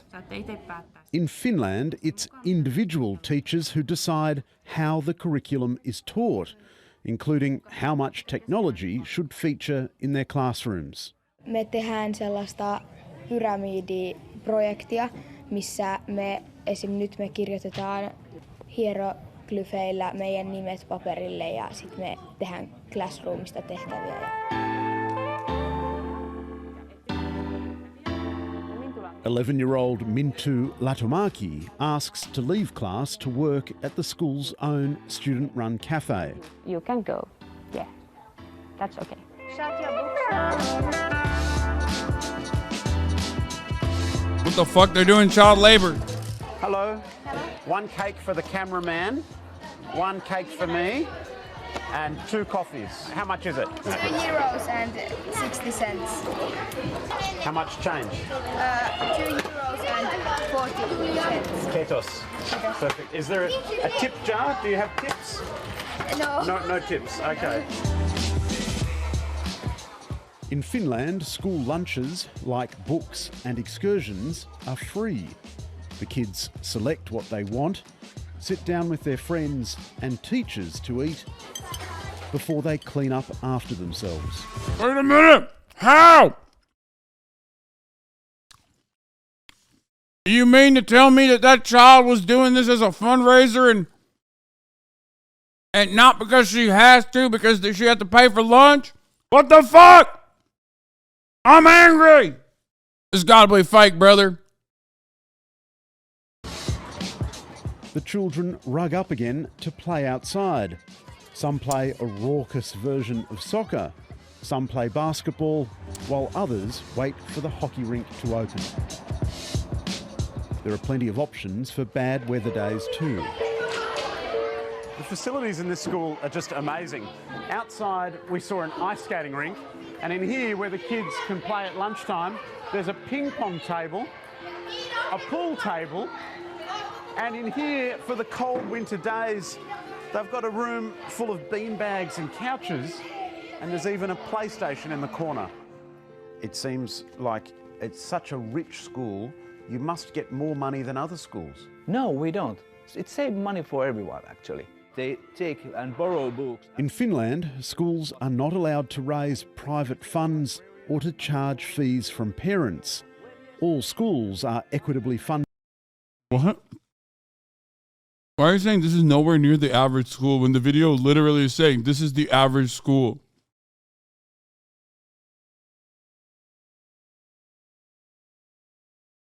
Dude, I feel like to an American is so fucking... What? Oh, you are Finnish. Are you? I don't know.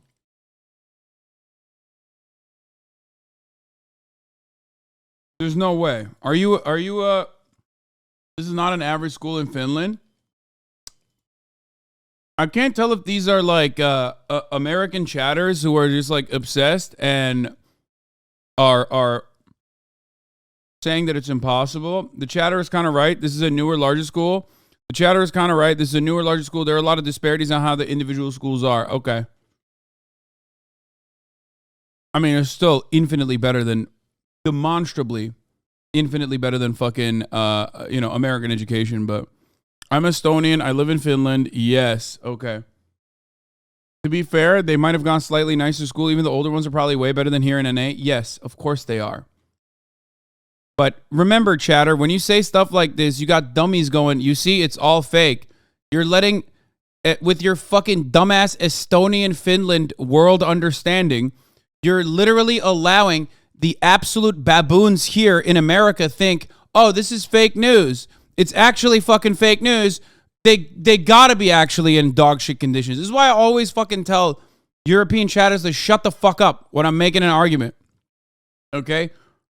Because they literally get mad, like they do in fucking France, when the pension plans go up by fucking 2 years and they all blow shit up. That is like literally not even a thing that Americans could fucking comprehend in their minds. Like we don't retire by fucking 64. That's too old. I mean, that's too young, sorry. So European spoiled ass bitches will come in here sometimes and be like, yeah, this is actually not the best. This is actually not the average school. Some of the schools, the school I went to sometimes had a water fountain that broke. And then you go, like in your mind, that actually, that does resemble economic inequality. And of course, there's always going to be inequality in every country, right? But Americans hear that and go, oh, that must mean that like the entire video is fake. There's no fucking way. It's like, if I talk about Red Vienna, right? If I talk about the public housing initiatives that were, that were implemented in Vienna and people go, well, there's still actually issues with homelessness. I'm like, dude, shut the fuck up. You don't understand. Like, you literally don't understand. To the Americans, like, that's enough for them to engage in, like, nuclear doses of copium to be like, yeah, Europe actually has the same issues that we have. Does that make sense? They're looking to latch on to anything to, like, continue the American exceptionalism narrative. And by the way, this is still a public school. You know what I mean? From taxation. And in our system, everything is free for the students, actually. We don't collect any money from the parents. We want our schools to be equal and have the equal opportunities to arrange the education. So therefore, also the finance system need to be equal and treat equally all the schools. Ja sitten tuossa tulee 16. Mintu Latomaki's older brother Levi is in year 7, and this afternoon he's got maths. We have like the last chapter before we have the next exam. There are regular exams in Finland, but the results of these tests are not published and shared. We have national tests, but the big difference is we don't compare schools that this is not good school, this is bad school. We just use the information that we evaluate ourselves. But perhaps the single biggest difference in Finnish education is the standard of teaching. Levi's maths teacher, Una Arnes, speaks 5 languages but has postgraduate qualifications. So every one of us, we have to have a master's degree to be teachers. So like, for example, me, I'm math and chemistry and physics teacher. In Finland, a career as a teacher is highly sought after. To enter the studies in university, actually, it's really hard. They take something like 10% to study teaching. If you really want to be a teacher, it can't be your second or third or I don't know what kind of option. It has to be your first. I believe that they know what is the best for our children. I'm not a teacher, I don't have that education, so we don't interfere their work. Wait a minute. Are you telling me that you don't tell the teacher what kind of books to read? Wait a minute. What?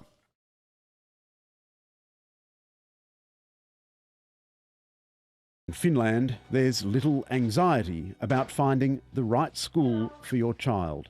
We trust that they have very good school, so we don't need to do any research work or... I think that is not a question in No. Finland. Finland is a vastly different country with a tiny, homogenous society. But its education success must surely offer some lessons for Australia. I would like to say that try to build the system that you trust the people. And its investment in teachers seems an obvious place to begin. The society respects the teachers. It means also the parents respect the teachers and they don't question the teachers. And that's in Finland a really huge thing.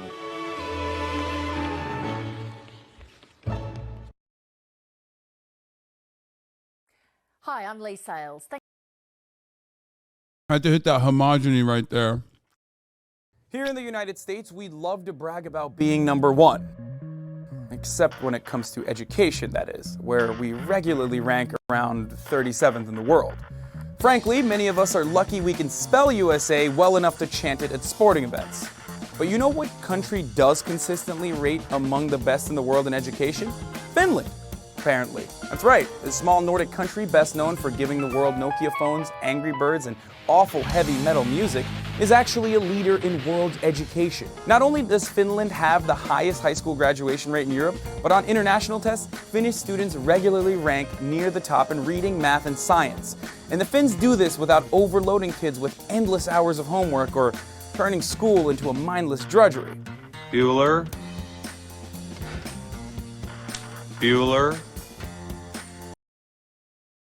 I just want to let people know that this video caused someone to move to Finland. What have you done? As far as we know, at least why one. does Finland have the most ass-kicking educational system on earth? Here are the 5 reasons that set Finland apart. Reason number 1, no child gets left behind. I think this was one of the first videos I ever did. Finland provides all families, particularly low-income families, with a vast social safety net. The Finnish government sends a baby box of supplies to every family with a newborn child. And then from there on, childcare is heavily subsidized, allowing most families to send their children to some form of early childhood education. Finland's public schools also concentrate on making sure that every student achieves basic proficiency in the subjects that they study. Whereas here in the US, students and school districts are expected to compete against one another for limited resources, inevitably creating a system of winners and losers. This difference in approach is one of the reasons why the achievement gap that exists between the rich and poor in American schools is smaller in Finland than anywhere else in the world. Reason number 2, they're just like more chill, man. Finnish children don't even start school until they turn 7, and once they're in school, they get almost triple the amount of recess time as American students. They're rarely assigned homework until high school, and they almost never take standardized tests. In fact, Finnish students are only required to take 1 standardized test, and that's not until the end of high school.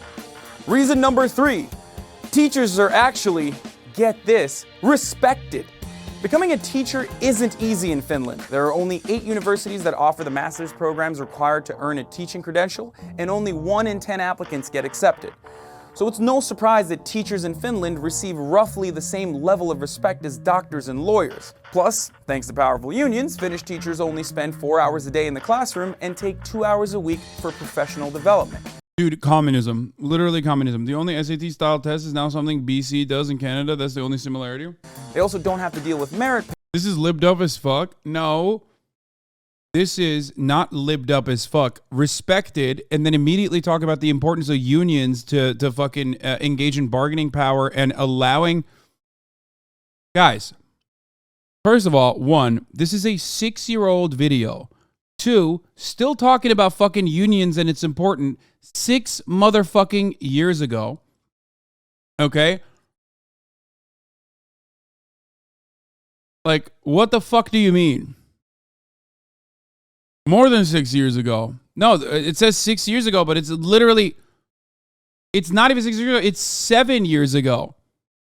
This is a 7-year-old video. This cringe isn't the editing style. The cringe isn't the editing style. Is the conservative outlet still cut videos like this in 2023? Yeah. Literally shapes and colors. They're responding to the style of the video. Yeah. Pay which has been the cause behind many high-profile cases here in the US of teachers and administrators cheating on standardized tests. Reason number 4, they believe that less is more. And I'm rhyming now. Finns believe that when it comes to education, patience, hands-on learning, and focusing on problem solving are more important than listening to lectures, mindless test preparation, and memorization of information that students will promptly forget as soon as they leave the exam room. I know, it's a really crazy concept, right? And then Finnish teachers don't race through lessons to cram as much information as possible into students' heads so that the students can then spit that information back out on a standardized test. Instead, they give priority to moving slowly and taking as much time as necessary to thoroughly investigate fewer topics, but in much greater depth. Reason number 4. It's actually kind of crazy that, like, this is 7 years ago, and I pretty much look the same. That's wild. That's before, that's pre-brain rot. 5. They have fewer social ills. Finland may not be the socialist paradise every Bernie Sanders voter dreams about, but it's pretty close. Almost everyone in Finland is middle class, so income inequality is not nearly the problem there that it is in the US. Almost all Finnish kids come to school well-fed, rested, and ready to learn. There are no metal detectors, no cops patrolling the school hallways, and certainly none of this.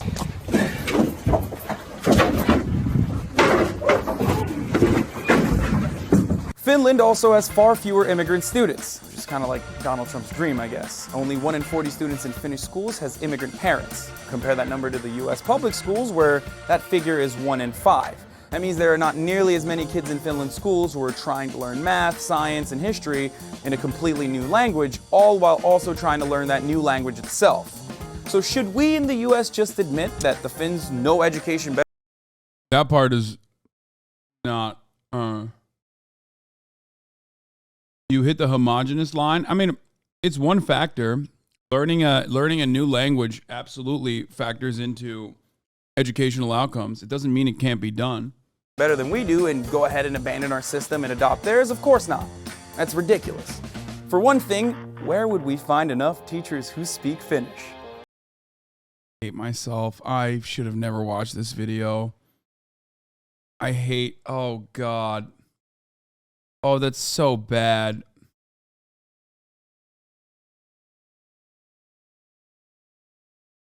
Oh.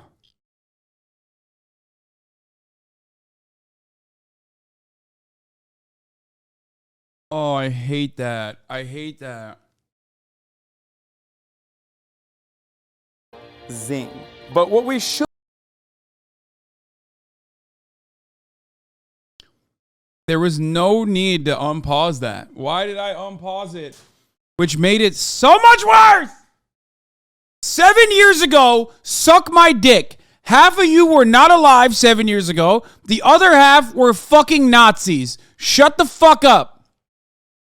7 years ago, you literally, oh God, I don't want to even, oh, stop.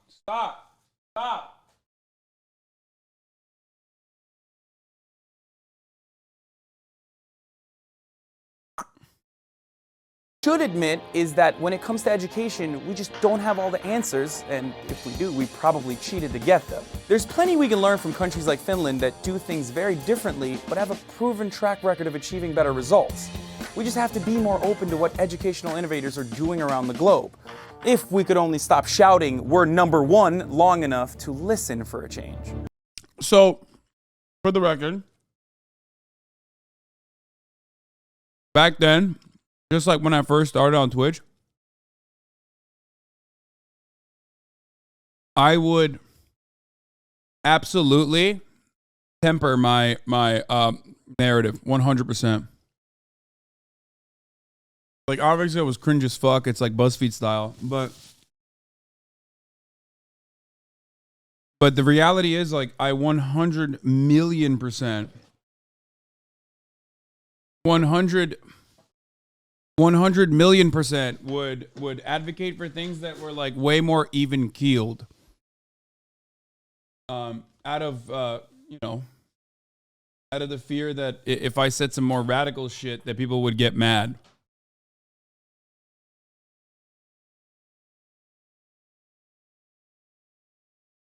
At least you didn't use that regular scratch effect. I have used that in a lot of my videos at the Young Turks, like hundreds of times.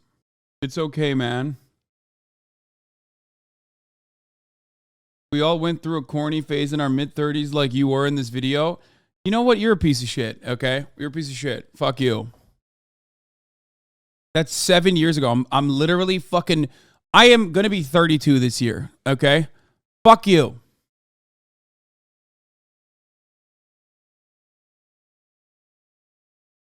Crazy to think that there are fans now that don't even know you worked at TYT. But I would say the majority of my fans right now have no clue. What is this? A Florida State representative reads... Waves in opposition. Anita Dick is an opponent. Waves in opposition. Holden Hiscock is also an opponent. Waves in opposition. He needs a dick, man. What? There's nothing wrong with that. I love that. Holding his cock. This is from 2 days ago. Y'all just sent this to me now. Oh my God, what is he wearing, dude? Donald Trump, I've got a plan. Bro, these guys are awesome, dude.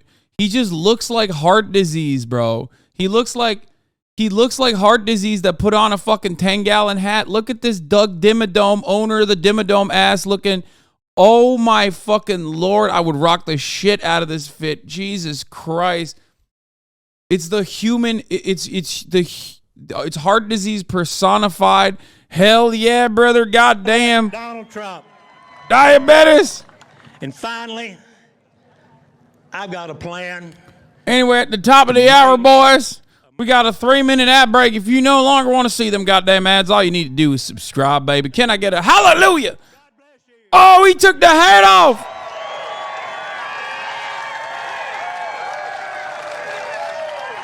Amen. Praise hell, praise Dale, brother. Jesus be with us. Ladies and gentlemen. Hell yeah, brother. Anyway, 3-minute ad break is here. NetBup, thank you for the 10 gifted subs. And Adam Saurus, thank you for the 5 gifted subs. Allowing 15 people to no longer see the ads at the top of the motherfucking hour. That's right. That's fucking right, brother. In the US of A. What you talking about, boy? That's a true blue Texan you're speaking on. Hell yeah. Watch your language. Stephen Curry's burner, thank you for the 5 get the subs as well. Is the greatest country in the world today. Do you agree with me if we say that Texas is the greatest Amanda, state thank you in for the America? 10 gifted. Yep, this is live. This is live and alive. Donald Trump is going to be on this motherfucking stage. Donald Trump's going to be on this gosh darn stage in 2 hours. Boy, I am excited. Let me tell you, the weather is good. We've been drinking brews. We've been tailgating in the parking lot. People have been lining up since last night. Everybody drove 100 miles down to Waco just to see our great white hope, the savior, brother. He's coming back in a big way. Whoo! Sheesh! Yay! We're at Waco. We're getting wacko in Waco, brother. Hell yeah. Tailgating in the parking lot is crazy. Dude, this is all fun. Like, this is it. It's so much fun. Like many of you and all of you, I would say to you, we need a business person. Goddamn Catboy Collector, thank you for the 10 gifted subs. And, you know, we might just have that person in the name. Dude, why can't we have fun with, like, conservatives without, like, some fucking weirdo just, like, literally coming in and being like, just, brother, I'm racist. I can't stop myself, okay? Like, I'm not even sitting here being like, oh, they're so racist. They're damaging society. Like, we're just having fun. And this guy has to come in and just be like, no, like, please, I'm a racist guy, and I want everyone to know. You know what I mean? Like, we got it, bro. We got it, brother. You're a piece of shit, okay? Fuck you. President Trump taught us and showed us how to protect the border and be a land of laws. President Biden has told us how you can invade the border and break all of our laws. Hell yeah, that's true. You know, we can be a country that's isn't that true, brother? Independent. We've got the greatest assets in the world. We should be the supplier of not the buyer of. Under Joe Biden, we're 100% dependent. And America must be strong socially, economically, and militarily, or the world's going to implode. We see it happening today. We must be a state and a country, as President Trump has told us, that law and order is important. But the Wild Wild West doesn't exist across this country like we have that Joe Biden has created. I thought the Wild Wild West was cool. Like, what? Are we just not? I thought we were fond of the Wild Wild West. Like, what do you mean? Everyone in Texas LARPs about being the Wild Wild West. You know what I mean? How do you deal with gaslighting? I don't fucking know. I just move on. Republicans really want the Wild Wild West. They want everyone to own guns. Yeah, but then they're also simultaneously just like complaining about it. I don't know. What do the witch hunt signs mean? The witch hunt signs are about what do you mean? The Alvin Bragg DA in New York doing a witch hunt against Donald Trump again. Ever reflect that people never called it the Wild Wild West before the movie? Yeah, that makes sense. Yeah, it was like Open Frontiers. True, that's lit. You could ride around on a horse or something, but you also died of disease really fast, and there were constant famines about a ton of murder. So, well, the Wild West basically was like the endless frontier. It was permanent growth. It was, pre-industrial revolution capitalism at its finest. It was a promise for, every white man who could find land and find natural resources and pick it directly off the ground in certain instances. So that's part of the reason why they loved it. It's basically, manifest destiny. It's rugged individualism. It's perfect. Anyway, this stuff's kind of boring, so we'll get back to it in a second. And the people that are destroying our country, they're absolutely destroying America. Thank you very much.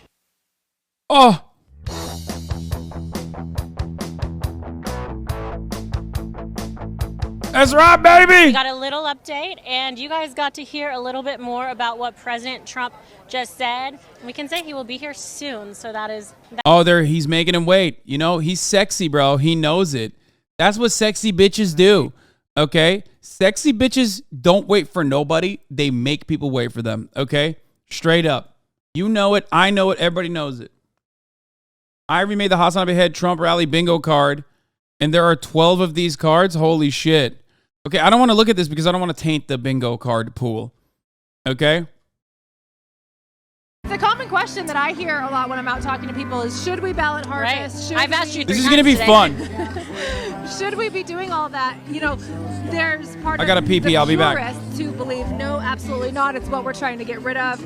We want to get rid of corruption. That's a form of corruption. You've got people that say, absolutely not. One day, paper ballots, no machines, vote on one day.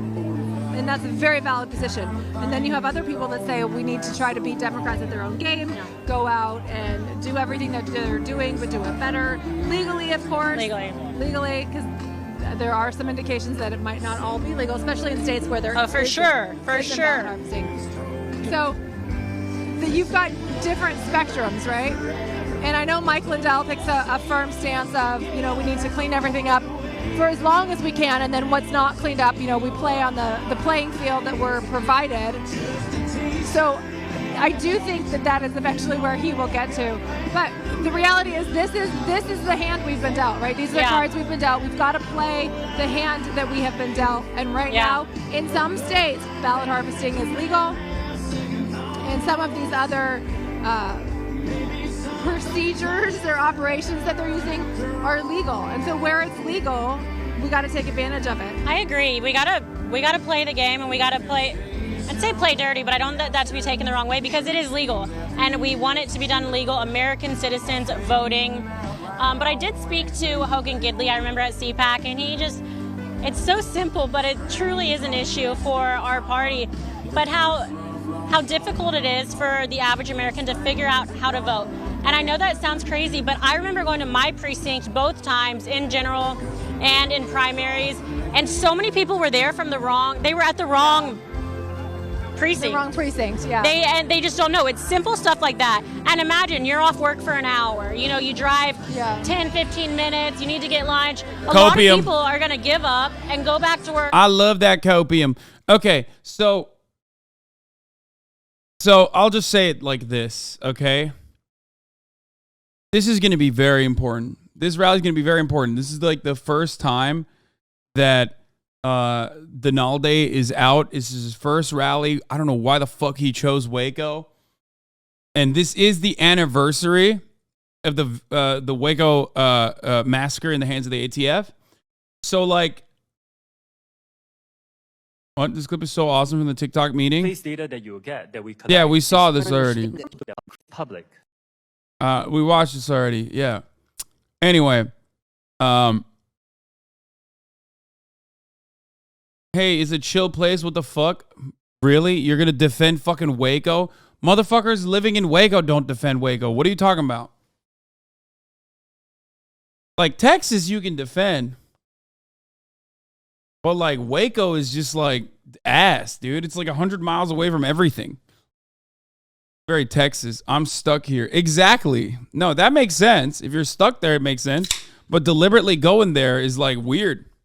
I guess he's like gonna shit on the FBI and say like, it's just like the beautiful religious folks, the white religious folks living in the Waco Ranch.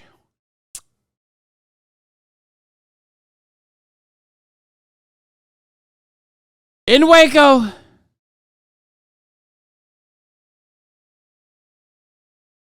They were attacked because they believed that they wanted to sell guns and praise God. And maybe a little pedophilia, folks. Don't we love it? Don't we love it, folks? The babies. I mean, they did do that. Anyway, so that part is real. They didn't assault babies. They did underage marriage. I mean, they did do pedophilia. What the fuck? Anyway, they just wanted to homeschool their children, folks. They literally didn't. What happened? Did the new Netflix documentary like defend the David Koresh and shit? Is that what what's going on? We got Koresh heads in the chat? Like, what's happening right now?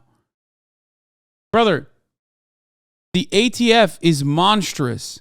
They somehow came out to be the worst in the pedophile sex cult, okay? Like, the ATF turned out to be literally a bigger villain than David Koresh. But, like, that does not mean that you should defend David Koresh. What the fuck? Yeah. They just wanted to do homeschooling. David, some say, he's a very handsome guy, David. He had those cool glasses. The Branch Davidians. Anyway, so him doing it at Waco's like weird, whatever. But this is important. This is important because this is his first rally. We're going to find out if he still has juice or not, okay? It's huge. It's huge. We're going to see if Trump still has juice or if he's lost it. And so far, seems like it's a decently sized crowd, especially for someone like Waco. You know, somewhere like Waco is like kind of far from everything else. So we shall see. We shall see what happens. But I'm hoping that he's gonna at least like. I hope this is like a comedian with a new stand-up special. You know what I mean? Like if he's still using the same hacky bits, I'm gonna lose my fucking mind. No juice. Okay. Oh my God, there's a free Trump knife. Oh my God, CSGO style. We're gonna see how he incorporates new talking points.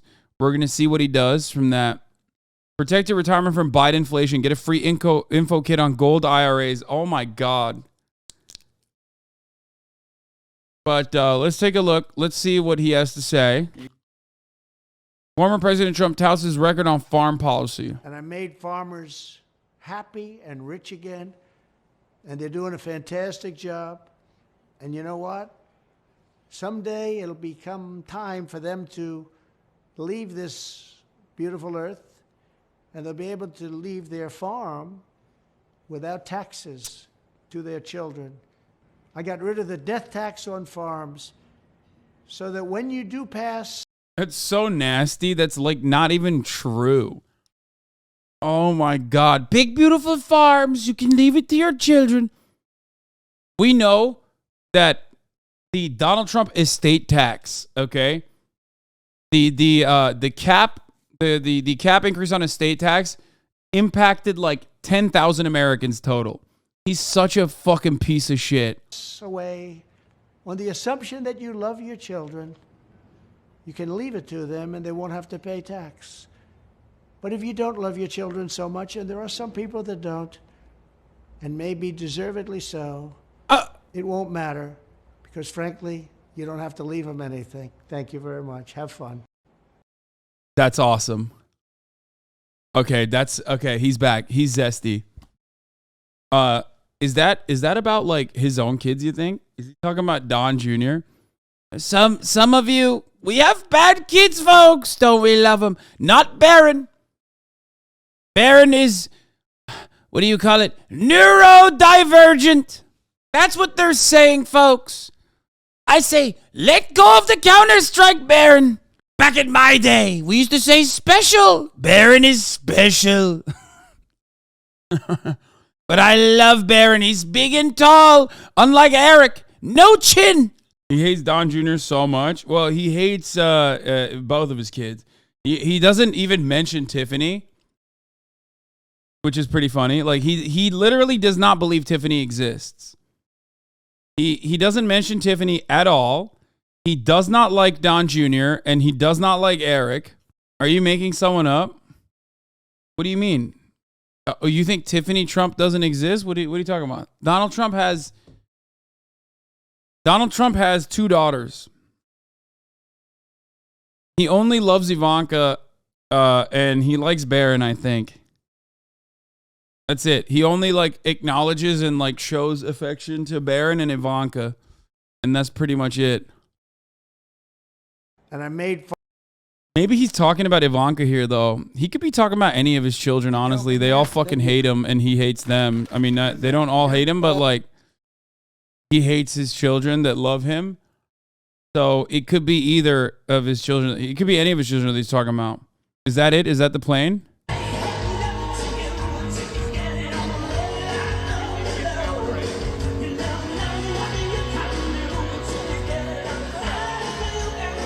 Stop being parasocial. Yeah, I'll stop being parasocial about the motherfucking U.S. president, dude. The camera work is so bad, Jesus fucking Christ. Yeah, I don't even know why they're doing this. Like, why are they showing the fucking plane? I guess they're, like, out of content. What is this? Wait, is this... What is happening right now? Oh my God, he's just, like, speed painting? Oh my God. And he's like dancing along with the music too. You think it's like upside down? It's one of those upside down paintings. Like this guy has like that weird kind of autism that makes you paint upside down in a photorealistic way. You guys seen that, right? You know what I'm talking about, right? Oh my God, both hands. That shit popped off in 2013, yeah. Oh, she is Vanessa Horabuena, and she is a Christian worship artist. I'm so sorry for misgendering. Is that from the plane? Are they showing Trump's like own POV? What is this music, bro? I cannot get over the... Oh, my God. You misgendered her multiple times? Yeah, I finally... Man, shut the fuck up. Take a week off, bitch. You misgendered her multiple times. Finally. Like, yeah. a mistake. Like, how the fuck am I supposed to know? She looks like fucking what's his name? God damn it. The one. Actually, this is kind of goated. Oh my god, this is turning out to be actually good. Fuck, she's actually talented. Yeah, Tommy Wiseau. She got that Tommy Wiseau look from behind. I'm not gonna lie. I'm not gonna lie. She's kind of talented. She's kind of nice with it.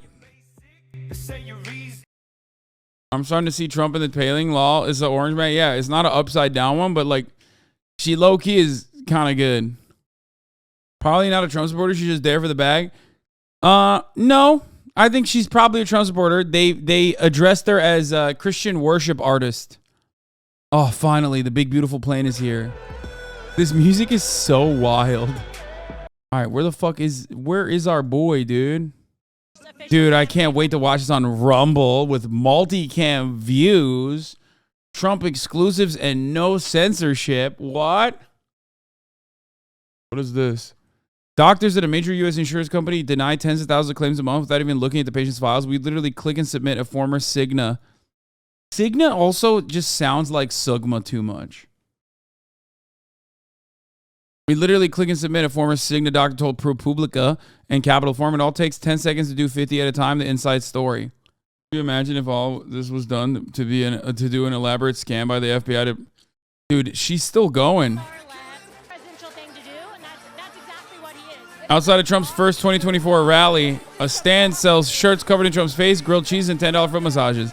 Yeah, like there's an entire industry that revolves around like, it's like Grateful Dead fans, right? It's like deadheads that follow the Grateful Dead around. Everywhere he goes, he's creating new industry. There is a chud industrial complex where people are just like selling their own version of like Trump merch, shit like that. Foot massage for $5 or free with purchase. That's okay. Okay, dude, are you fucking joking?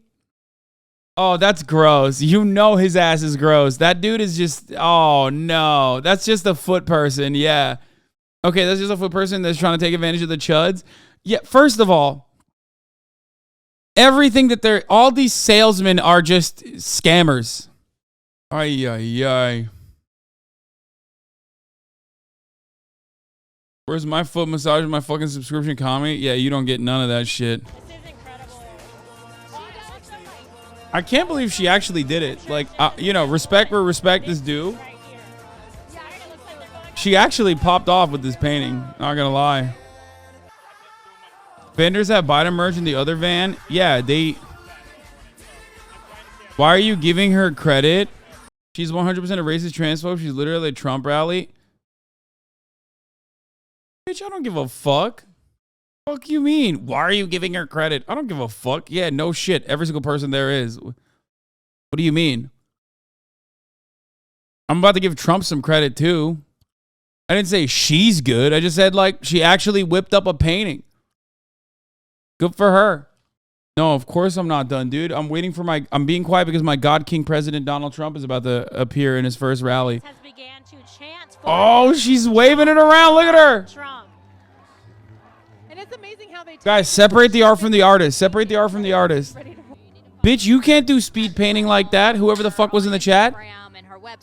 Are you drinking a beer? An amazing story of how and a Red Bull? What's wrong with you? Oh my God, I'm so excited to see the most handsomest president of all time. Oh my God. Hallelujah. Hallelujah.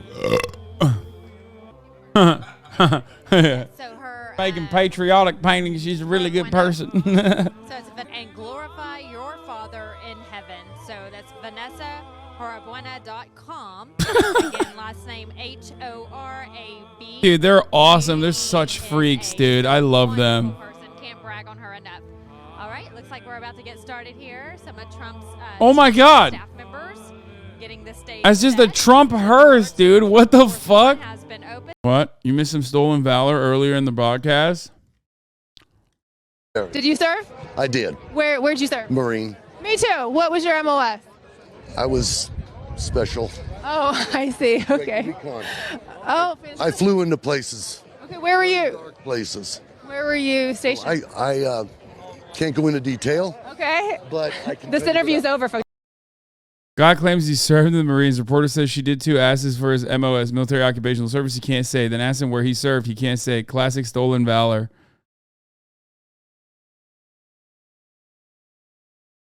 His special needs force. Can't go into detail, brother. You know. It's like, here's the thing I don't understand. If you feel like, if you feel the need to do stolen valor, like, why don't you just like make it up? Why don't you make a story up? Isn't that what you're supposed to do? Like, you're supposed to just like, why? Like, you've been at it for a while. I'm sure you've lied about it for a while. Yes, he's here. Oh God, he's here.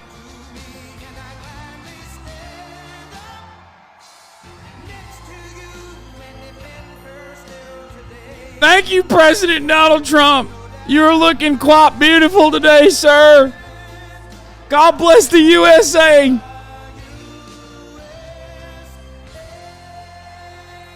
You look so goddamn good, sir. Please fuck my wife.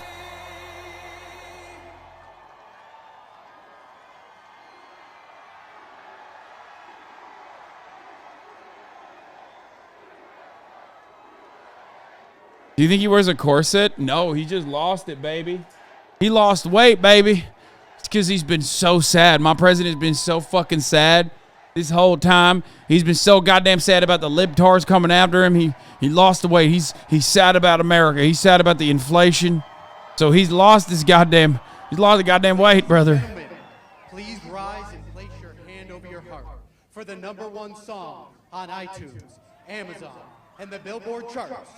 Justice for All, featuring President Donald J. Trump. Wait, what? Rise and put your hands in your heart? Like it's the motherfucking anthem. What?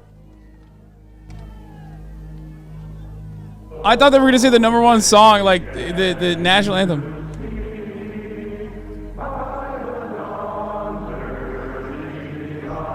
Yo!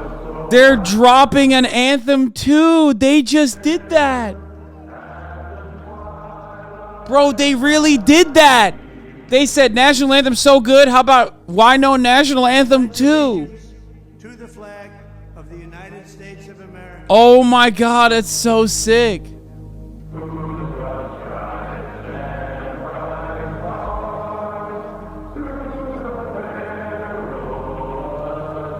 This is the January 6th prison choir. I love this. Oh, this is so good. Oh, it's so fucking good. Oh my God, I'm so glad I hadn't heard this one before. And to the republic for which it stands,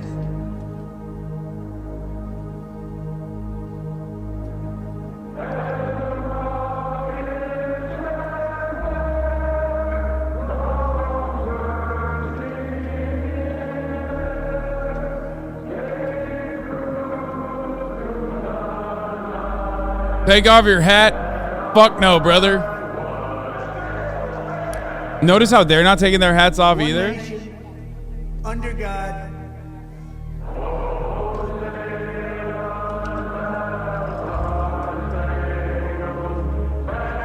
dude, this is so sick. This is so sick. I got chills, brother. with liberty and justice for all. By the way, only 56,000 live concurrent viewers. That motherfucker fell off a little bit.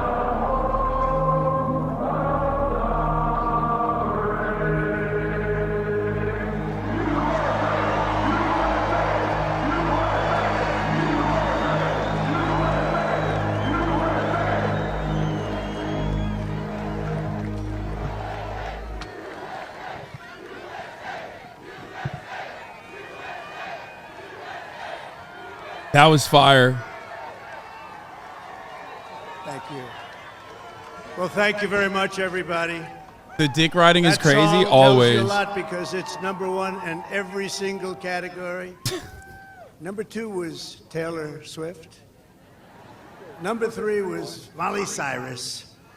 So we have our moment, and that tells you that our people love those people. They love those people, and it's an honor to be here. I say hello, Texas, a big hello to Texas. We had tremendous victories in Texas.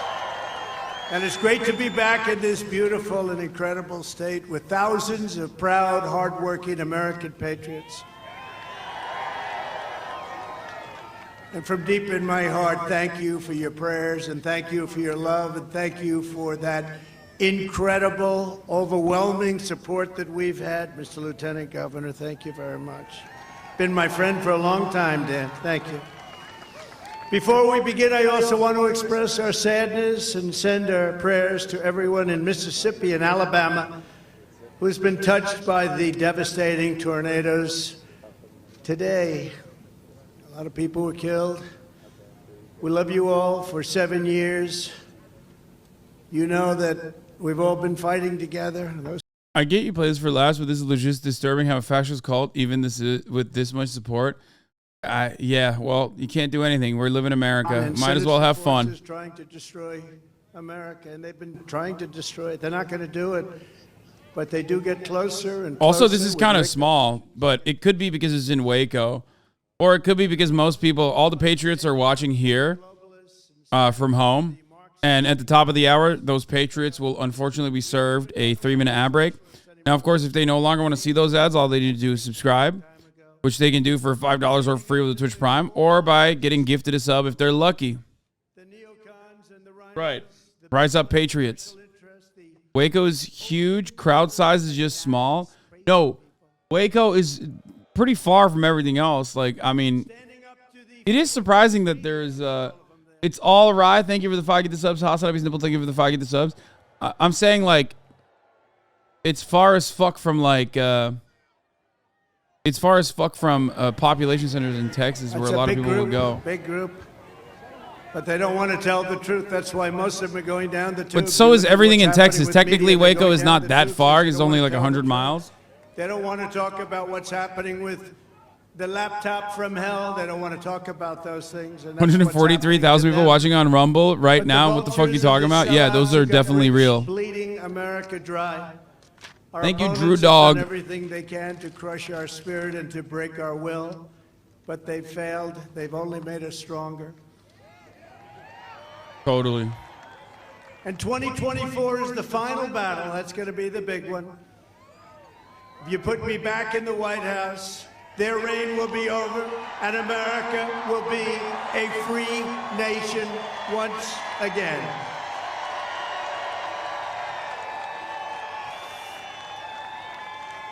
Our enemies are desperate to stop us because they know that we are the only ones who can stop them. They know that. You know, there's never been a movement like this in the history of our country, probably in the history of almost every country. Luddite Cyborg. MAGA, Hasanabi's nipple. Thank you for the 5 get the subs. First, call whatever you want. But I will tell you, there's never been in history, look at this crowd, as far as the eye can see. We flew over. It was a beautiful sight.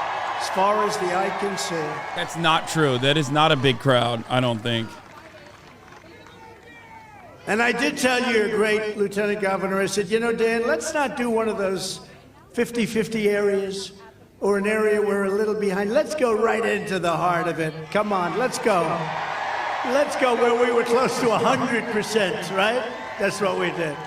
But as far as the eye can see, the abuses of power that we're currently witnessing at all levels of government will go down as among the most shameful, corrupt, and depraved chapters in all of American history. It's happening. A lot of people also didn't show up. A lot of people in Texas politics said that they had other prior obligations, so they didn't show up to the event, which, you know, calls into question how much the Republican Party, like infrastructure people, actually care about Donald Trump. Charles Gusa, thank you for the 10 gift the subs. Rusty Bikes, thank you for the 5 gift the subs. This was where it seems to have begun from the standpoint of us watching it in semi-modern day history. You go back to communist China or look at a third world banana republic. That's what we've become. Between our borders, our elections, and the weaponization of law enforcement, banana republic, that's what we have become. Let there be no doubt the injustices being done, not only to me, but to dozens across our country will not stand, and we're not going to stand for it. When this election is over, I will be the President of the United States.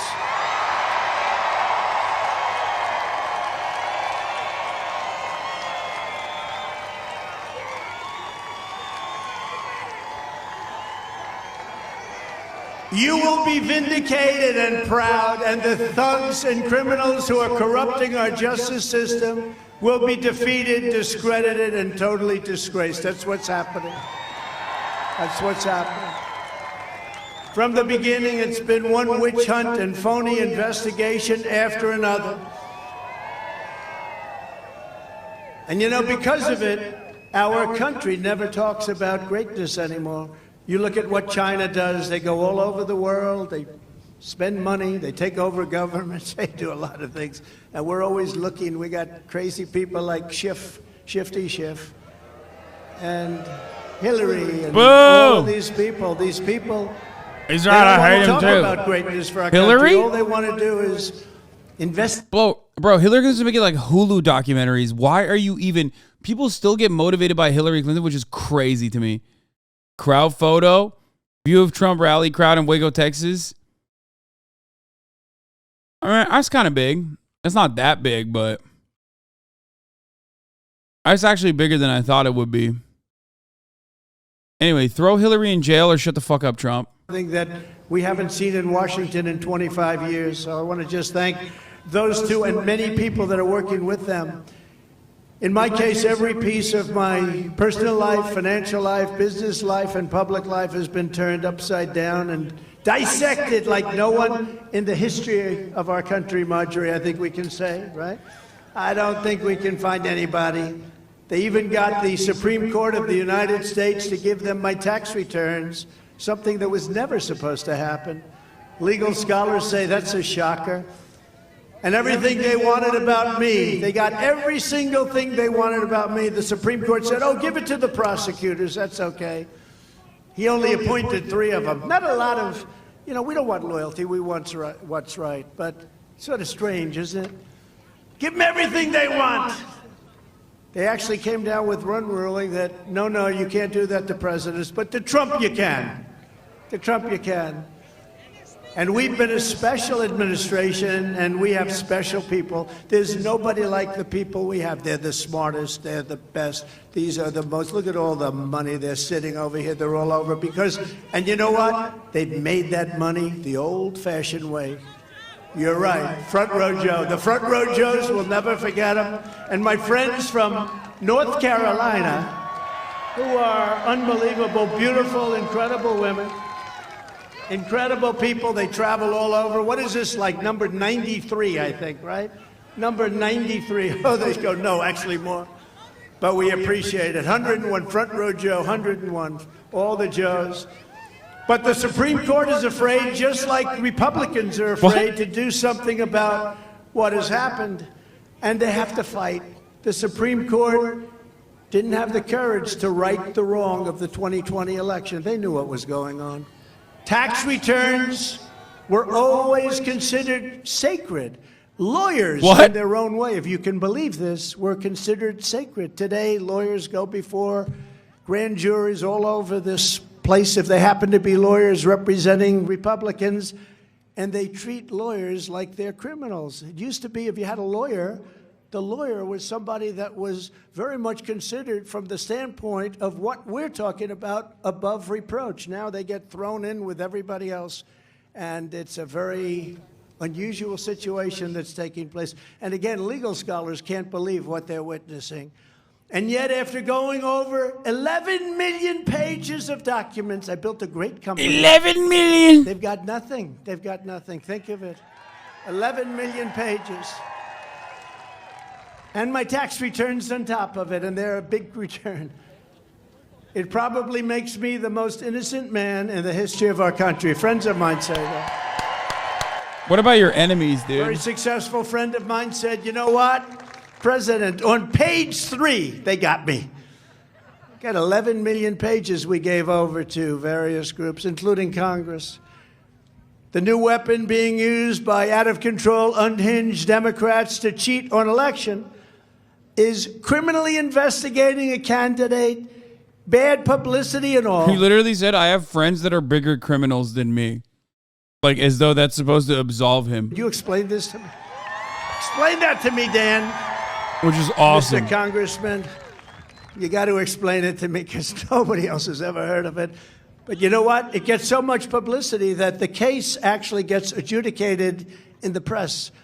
And people see it's bullshit, and they go and they say, it's unfair.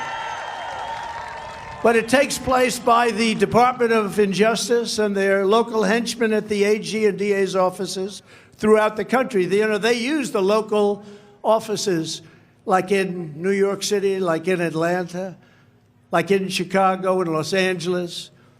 They make lives miserable, destroy their families and friends, even though they know these people are innocent. In many cases, they're patriots. They're not guilty of anything, and yet they have to go through hell. And if you're running for office, even Dan, but I don't think they'd ever go after him.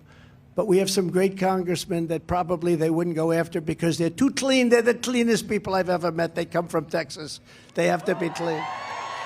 Dude, he's hitting new lines. He's hitting new lines. But let's say they're not that well known. They're doing a good job, and an investigation has started into one of these many great people. They're going to lose their race. They're going to lose their race. And they do it all the time. They're using investigations now instead of, because it's harder for them to stuff the ballot boxes, of which they stuff plenty. You know, Marjorie is here, Truth to Vote. And they found at least 5 million instances on tape, and the courts didn't want to even look at it. The district attorney of New York, under the auspices and direction of the Department of... Bro, he's still talking about how he actually didn't lose and they cheated him. He needs to get new shit. This is weak shit, dog. You just sound like a fucking loser over and over again. You're going to depress voter turnout because they're going to be like, what's the point of voting? Horseface, I never liked. Oh! It's just not. That's terrible. That wouldn't be the one. There is no one. We have a great first lady. Horseface. Bro, look at how happy he is with Stormy Daniels, though. Look at this. Look at this. Look at how happy really he was. Do love. And she's done an incredible job. Not an era, not anything. They have nothing. And yet it went on and on and on and continues to. He stacked his office with D.C. operatives.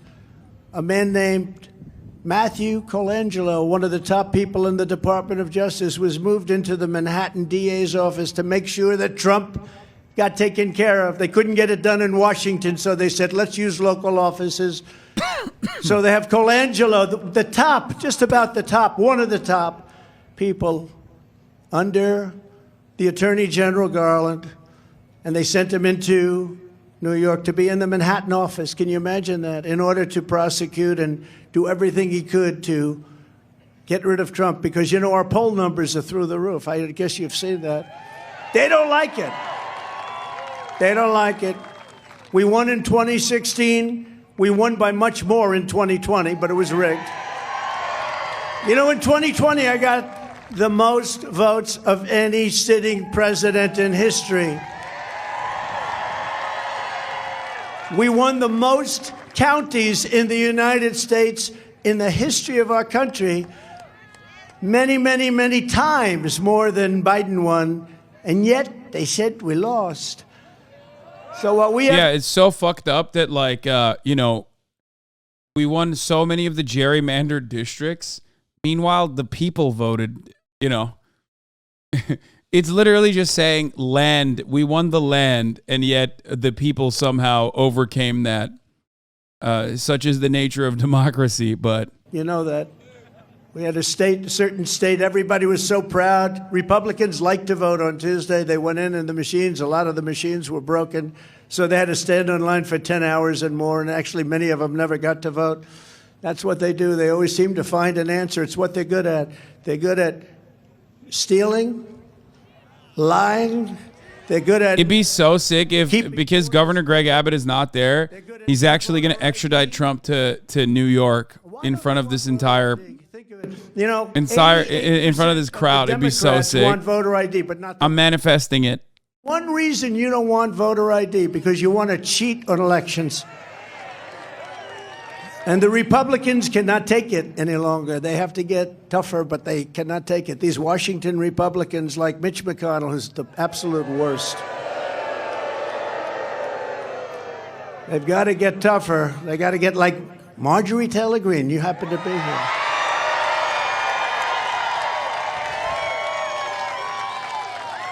Would you like to run for the Senate? And I will fight like hell for you, I tell you. Where's Matt Gaetz? I heard his speech. Oh, Matt, look at Matt. Boy, he laid it out there, didn't he? I said, I was watching. I said, maybe he's got a little too far. And then I realized, no, he hasn't. That's really. Bro, his allies are Matt Gaetz and Marjorie Taylor Greene, which is weird because Marjorie Taylor Greene, like, literally was telling people not to protest and shit. Well, they weaponized. And Matt Gaetz is fucking Matt Gaetz. They made up phony charges, and he went through 2 years of hell, and he turned out to be a brave guy. It is a good test. You have to say that, Matt. It's a hell of a test. We learn about people. It's almost like going to school, taking a test. He got an A+ on that test. I mean it, Matt. They took the word of a proven liar, a convicted felon, and a disbarred lawyer, all the same person, believe it or not. You wouldn't think that could go to one person. It would be 3, 4, 5. Over some of the most respected and prestigious people in the country and in New York City, some of the most respected lawyers testifying against. They looked at all of these. Stop trying to bait me for the bingo. They went back to old cases. Stop trying to bait me for the bingo card. Rejected by many prosecutors, highly respected prosecutors, Democrat prosecutors all, before including, and I will tell you, the existing prosecutor who said, this case doesn't make sense. It doesn't make sense. All of a sudden, pressure got put on him by Washington, D.C. And the case that didn't make sense, he said, let's go get Trump. They even had numerous prosecutors who resigned because I was being treated unfairly. That made me feel so good when I heard that. Think of it. People actually in a Democrat area, Democrat office, they resigned. Did you know that? They resigned. A lot of them resigned the office because they said, you can't treat a man like this. He didn't do anything wrong. Everyone but the two said lead that. prosecutors, absolute human scum, one a Hillary Clinton lawyer from a Hillary Clinton law firm. Do you believe that? How about a guy who represents Hillary Clinton? He's in a law firm that represents Democrat. It's headed up by Chuck Schumer's brother, this law firm, Robert Schumer. Think of this. Now think of this. And he calls up the prosecutor. Think of this. He calls up the district attorney of Manhattan. He said, I'd like to come and work for free. I'm going to leave. I represent Hillary Clinton. We represent the DNC, the Democrat Party. I don't even know if you know this. And he said, I want to work for free. He's a bad guy, known as a bad guy. I want to work for free to get Trump. And they bring him into the office. He becomes the head prosecutor. Then you had another one similar. And then he goes out and he quits because the head of the office, who I respected, but then he went bad because he succumbed to pressure. But the head of the office said, no, we can't get him on anything. He didn't do anything wrong. Changed his mind a little bit on a couple of little things, but that's okay. But he was under a great deal of pressure. Now I understand that he's made up his mind and he agrees with his original feeling that we did nothing wrong. But how about this? A guy leaves private practice representing Hillary Clinton, goes for no salary, no anything. He goes into the district attorney's office to prosecute Donald Trump. He doesn't get what he wants, so he leaves the office in a huff, and he writes a book. And the book is published during the case ongoing. And I will say this, he has been absolutely killed by the media, even the fake news media back there, a lot of them I see. And they say that in itself is enough reason that should have stopped a long time ago. So he goes in and he writes a book, and he makes money off a book telling you what went on Fucked with up. the grand jury. What do you think of that, Mr. Lieutenant Governor? You think that's fair? Fucked up, dude. Sounds like a fair system. It's a rigged system. Like we had a rigged election, we have a rigged system. Rigged, I tell And you. you almost have to say, what has our country come to? Review after review, even by the biggest, greatest legal scholars, some of whom don't like Trump. Like Alan Dershowitz said, I don't want to vote for Trump. I never voted for Trump. I don't believe him, actually. I think he does, but he does that to give himself a little credibility with his friends, the Democrats. I think he votes for me, why are you personally, right? but Alan Dershowitz, you know, the number one pedophile defender. Okay, remember that. That's who he's referencing here. The guy who worked with Jeffrey Epstein and personal best friend to Jeffrey Epstein. Greg Jarrett, who's a great scholar. The great scholar, Dersh! great guy.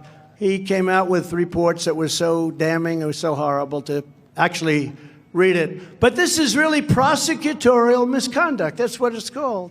The innocence of people makes no difference whatsoever to these radical left maniacs.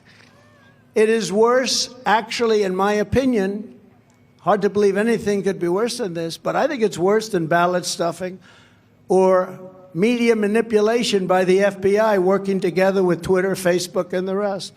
Remember when that came out 4 weeks ago, that the FBI was working to make sure that nothing bad is said about Biden, but as much bad as possible is said about Trump. And you know, that had more of an impact even than Truth to Vote with the ballot stuffing, where they caught ballots being stuffed on tape, all live It's true. on tape. I'm a patriot. So we have to stop them from cheating in elections, because if we don't win this next election, 2024, I truly believe our country is doomed.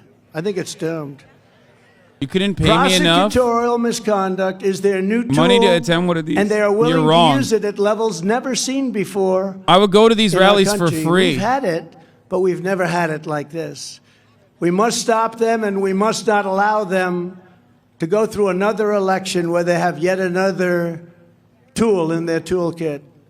Remember everything I've endured, all of the hits, all of the attacks, all of the assaults and pain. He's losing the crowd. My loved ones. My loved ones have suffered far more than I have. Did you guys get bingo? Was that a bingo one? With me, it's almost become like I go through Russia, Russia, Russia, phony deal. Impeachment hoax number 1, phony deal. Impeachment hoax number 2, phony deal. The Mueller witch hunt, phony deal. By the way, its determination after 2.5 years, no collusion. There was no collusion with Russia. I could have told them that very easily. But they knew that because they had the laptop. And the laptop, the collusion, was with Biden and Hillary Clinton, who worked with them on the dossier. This is an interesting take. Paid for by Russia. But they don't. This is an interesting take. I haven't watched a Trump rally in events sometime, but here's the difference between 2015 and now. In 2015, Trump talked about people's problems. The rally is all of his problems. He's wrong. Well, he's not fully wrong. There is some elements to it that's right, and there's some elements to it that's wrong. As the number one leading authority, number one Trump stan, I will tell you this much. So he's half wrong because Donald Trump has always talked about his own personal issues. Okay? He's wrong on that. However, he's also kind of right because what Donald Trump used to do is take his own personal animosity towards the liberal elites for never accepting him, never loving him, and turn it into the people's issue. He would say, they hate me because I love you. They hate me because I defend you. And the reality is, he doesn't do that anymore as much. He just basically is just like, they did this to me, they did that to me. They hate me, they hate me, they hate me, they hate me. It's me, me, me, me, me. And he's not doing a good enough job of like telling people that it's because they hate white Americans. That's it. So I think he's taking for granted how much people love him and perhaps even has like a false sense. Wait. I just realized something insane.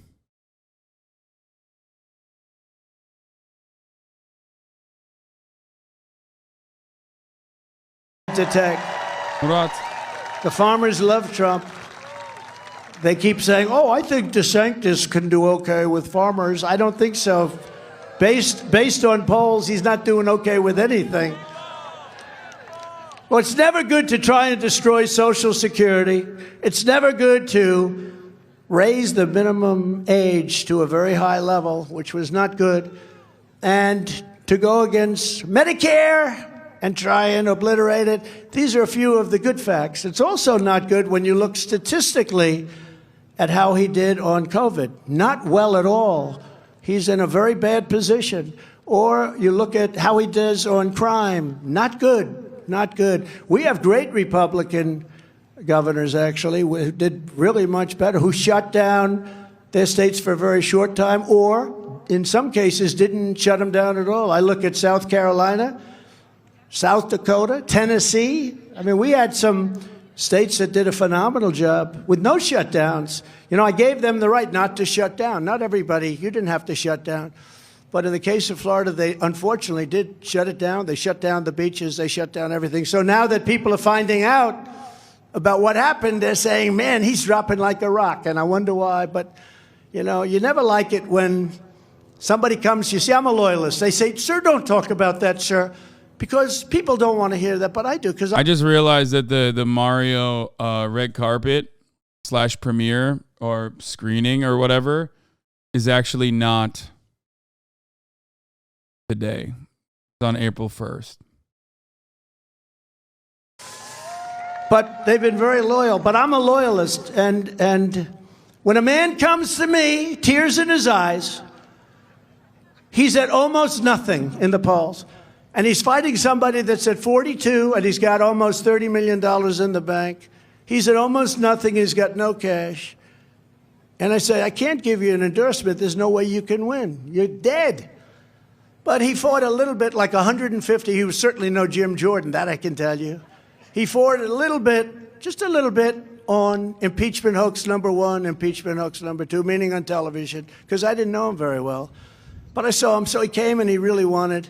I said, you can't win, can you? How do you can win? Sir, if you endorse me, I'll win. Please.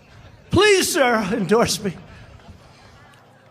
And I said, all right, let's give it a shot, because honestly, the Secretary of Agriculture, Adam Putnam, good man, but I never met him. I didn't know him. So I don't feel guilty about it. You know, if you don't know somebody. I wish I knew him, actually. You want to know the truth, I wouldn't have done this. So what happened is, I said, let's give it a shot, Ron. And I endorsed him, and he became like a rocket ship. Within one day, the race was over. He got the nomination. Then he had to run against a man that was the hottest in all of politics. He was the hottest person. Remember, it was him and Stacey Abrams, the two hottest people in the Democrat Party. So we laugh at him now, but at the time, he was one of the hottest people in politics, Matt, right? He comes from a state that Matt's very familiar with. Now, he turned out to be a crackhead. But I did rallies for Ron that were massive rallies, and they were very successful. So we got him the nomination. We then got him the election. He said, I don't think I can make it, because the other guy was really popular, believe it or not. He was going to be the next president of the United States. But that didn't work out too well. They caught him in a crack den. Of course, anything goes in politics today. He can maybe he's going to make a comeback. Who knows? But think how bad Florida would be. Remember one thing. Florida has been tremendously successful for many years, long before this guy became governor. Florida was tremendously successful under Rick Scott. He was, look, whether you like him or not, Charlie Crist, it was very successful. He was a Republican at the time. But Florida's been successful for decades. In fact, probably as or more successful than it is now. But when a man, you know, you get him elected, and there's no quid pro quo. Get rid of that word. Remember those words? Quid pro quo, with the perfect call I made with the Ukrainian president. But when you're getting a guy, so he gets the nomination because of you, he wins the election because of you, 2 years later, the fake news is up there saying, will you run against the president? Will you run? And he says, I have no comment. I say, that's not supposed to happen. I have no comment. No. So I'm not a big fan, but I love, that's right, he's a disciple of Paul Ryan. He is actually a disciple. That's why he wanted to cut Social Security and Medicare. But I think we're doing really well. I mean, we're up at levels. I don't know if they have them on the screen, but they might put them up on the screen. The polls, the last 4 or 5, actually the last month. Yeah. And put the other ones up, because you'll see some numbers that are incredible. You'll see some numbers that are, we just had one today, 69 for Trump, and I think 18 or 19 for Murat said nice from the other room. Yeah, we were at 69 and one today. But if I never fought the Marxists and the lobbyists and the rhinos and the open border zealots, if I never fixed our military and I rebuilt our entire military, we defeated ISIS. We took out al-Baghdadi, we took out Soleimani. We fixed our military and gave you the largest tax cut in the history of our country. We gave you the largest regulation cuts in the history of our country. That's why our businesses were doing so well. Not now, unfortunately. And none of this persecution would have ever happened. In other words, if I didn't do all that, I was leading this life. I didn't know what subpoena meant. Now I'm one of the kings. I know. I can look at the color. I can tell you where that one came from. Oh, that's a nice. Now, if I didn't do all that stuff, or if I was doing badly in the polls, instead of the numbers we were at 69 and 59 to a very small number, it would, they wouldn't be going after me. When they go after me, they're going after you. I left behind a magnificent life, and I stepped up to fight for America because no one else would do it or would do it properly. Matt said it.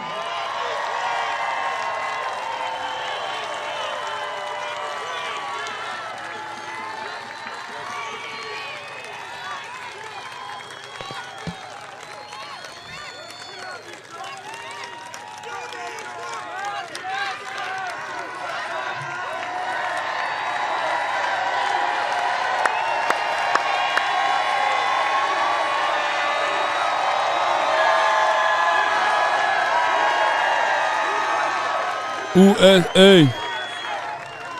Thank you. You know, they have the best seat in the House. A lot of people don't know. They're looking at my A lot of sweet people have been butt. hired from sitting back. I got a big one, folks, and they get to see it. And they can't see what I'm doing. They can only see me from the back. I try and turn around. But they can see what powerful shoulders I have. This is good, Trump. But those cameras are on there for 2 hours. And every once in a while, a face will be so crazy, so good, so wild, that lots of good things happen for that person. So congratulations. He's saying he's going to give him clout. They may have a better seat, but I'd rather have your seat. Our front row Joe's over here. Since that moment, all of the hatred, rage, and contempt the radical left has for you and your values and this nation has been very much directed on me.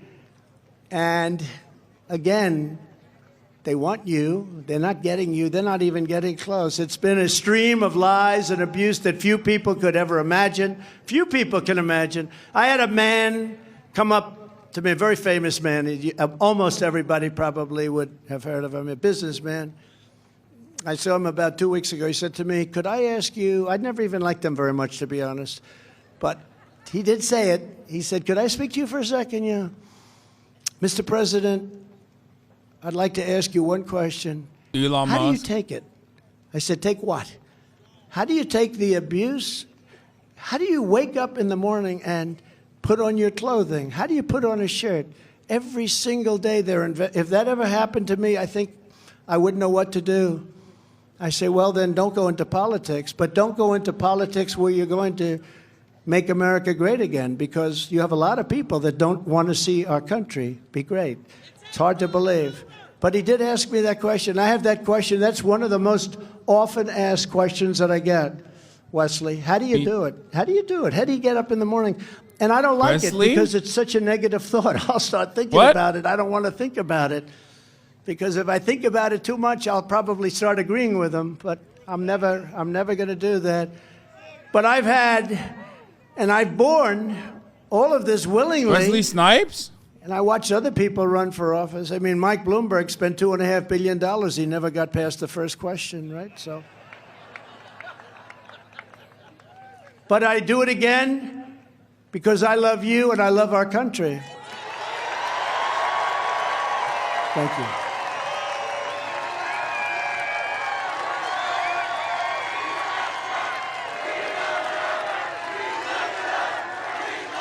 Wesley Snipes is a famous businessman in the sense that he too avoided paying his taxes.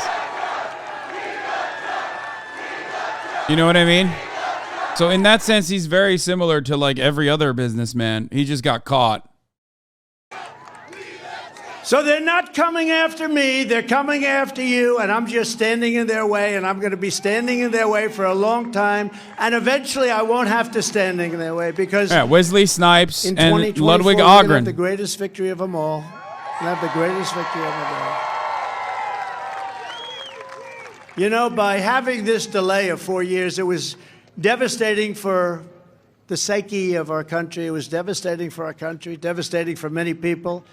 When you look at millions and millions and millions of people pouring into our country, devastating. But, you know, the one thing, it's bigger. If we do it in 24, it's much bigger than had we done it in 20, because we have learned how this other side and how these policies don't work. When you look at what happened with Afghanistan, I was taking them out. Everybody was coming out of Afghanistan. I was the one that got it down to 2,500 people. We were keeping Bagram, however, not because of Afghanistan. We were keeping Bagram because of China. 1 hour away from where they make their nuclear plants, Bagram Air Base is the biggest in the world. And you know who's occupying it right now? The Taliban! China! Oh. China. Oh. And they left in the dark of night, and they did leave the dogs behind. A lot of dog lovers. We all love dogs, but they did. A lot of people said, did they leave the dogs behind, those great German shepherds? Like Conan. Remember Conan? He went after al-Baghdadi. That was not a good Is he day for saying that the al-Baghdadi. Chinese are like eating the dogs or something? Joe Is that what he's Biden, trying to American say? Patriots are That's so weird. Why did he bring up the dogs? what's like, happening in Washington. And I will tell you, Marjorie Taylor Greene is the expert. She's been to that prison many times. There is nobody that has described what's happening in that prison. Yo, chill, I'm It's not a there. hellhole. And these are soldiers and policemen and firemen and medics and doctors in a couple of cases. These are people that shouldn't have been there. And when you look at the saying we Tucker left the dogs Carlson behind, it has tapes nothing to do with from China. I don't 2 know. weeks ago, and you see so many things that turned out to be false. Very important what Tucker's done, what Sean has done, what Laura did. Laura did a piece last night that was incredible. And Jesse, there's a group of people that have been absolutely fantastic. Greg Kelly has been great. Rob over there has been great. Newsmax just got its 15 million people back, which is great. Newsmax, they tried to destroy Newsmax. What they've done to OAN is horrible, horrible. But they tried to destroy Newsmax, and through a lot of different things, they got it back. DirecTV, they didn't like it. And they had very high ratings, and they took it off. That's something pretty unusual. But while leftist thugs are allowed to roam the streets, killing, looting, burning, raping, and pillaging, patriotic parents, Christians, conservatives, Oh, shit. pro-life, Oh, Jesus Christ. hounded by the FBI and the DOJ like terrorists. They're being treated so badly. They're allowed to spy on my campaign and nothing happens. They're allowed to write up fake dossiers, send it around to everybody, and it turned out to be a total hoax. There was nothing true in it. It was done by the Democrats and crooked Hillary Clinton. But they persecuted us, and yet Joe Biden is a stone-cold criminal caught dead to rights, and nothing happens to him. Forget the family. Nothing happens to him. Yesterday, the press reported that millions and millions of dollars came into his family's bank accounts from China.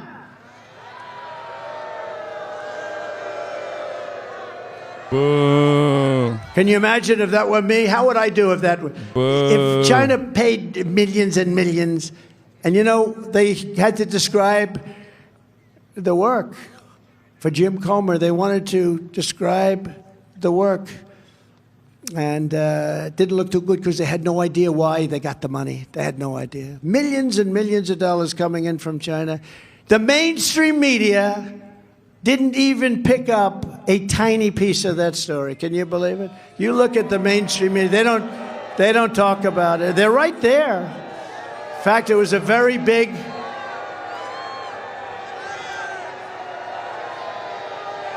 They don't talk about it. Boo. Amazing. It's amazing. I hate the mainstream media too. You're right. When I started, they had a very, very high popularity and approval rating. And now they're lower than Congress. I'm very proud of that. I've exposed, but they were never like this. Now they're deranged. And not all of them. I'd say 10% of them are okay, right? But the 10% have a very hard time. They have a very hard time. And nobody can understand why a media would be against things where we want good education for our children, where we want real, strong military, where we want low taxes and low regulations and good schools and good all. It's just a crazy thing that they fight against. And for some reason, the radical left, I don't even think they know what they're doing. I think they have so much hatred for our side. They don't want to listen to the issues. They don't want to listen to the policy. But it's a very strange thing. We had more requests today, over 500 requests for media. And I said, that's nice. But probably by this point, about 90% of them, I think those red lights have gone off about 30 minutes ago. I watch it. CNN, which has the lowest ratings in their history because they're fake news. Anybody that has to hire Don Lemon has to be fake news. Don Lemon. You ever watch a thing? He fails in prime time, so they move him to the morning at a ridiculous salary, right? They probably paid him more. Why do they do that? Why don't they just hire somebody new? He can only do better. They should hire Matt Gaetz. Would you like to get out? The weaponization of our justice system is not, as some have called it, a political spectacle. This is the central issue of our time. I think it's one of the biggest issues. And by the way, wake up! Nobody America called out China like Donald Trump. Nobody called out Russia like Donald Trump. And they want to know. Remember when they said, oh, he's soft on Russia? Putin said to me, if you're soft, I'd hate like hell to see you when you're tough. I called off. Remember, I ended Nord Stream 2. Nobody in this audience, nobody in Washington ever heard of Nord Stream 2. That's the pipeline. I ended the pipeline. I gave them hundreds and hundreds of javelins, whereas Obama gave them pillows. Maybe they got them from Mike Lindell. Did they buy it from you? Mike, I hope they didn't. You'll be under investigation. Wait, he gave Russia tomorrow. javelins? What? Or is he trying to say No, they gave him pillows and sheets. Ukraine I gave javelins. them javelins. And then they said, and you saw what those javelins did to their tanks. That wasn't pretty. But that was me that gave it to him. And then they say Trump. Also, he said he ended Nord Stream 2, but Joe Biden blew it up, so. I ended Nord Stream 2. The pipeline was done. And one of the first things... He's not wrong, by the way. That is true. He actually halted the... That is the biggest development they've ever done. That was economic development. That was massive money. This was a That's not pipeline false. going to Germany and all of Europe, spread all over Europe. I ended it. And for those of you saying he didn't give Ukraine javelins, of course he did. Every fucking president did. It's bipartisan.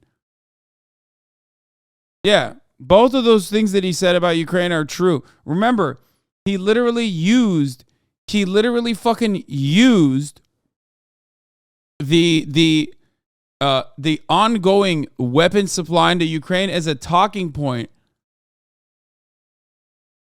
Like, he tried to get dirt on Joe Biden and Hunter Biden from Ukraine and held up military aid that was accounted for Ukraine at the time. Our country.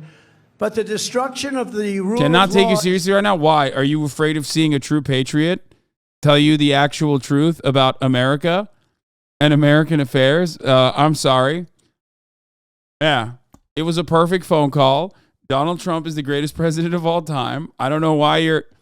What's the problem? Why can't you take me seriously right now?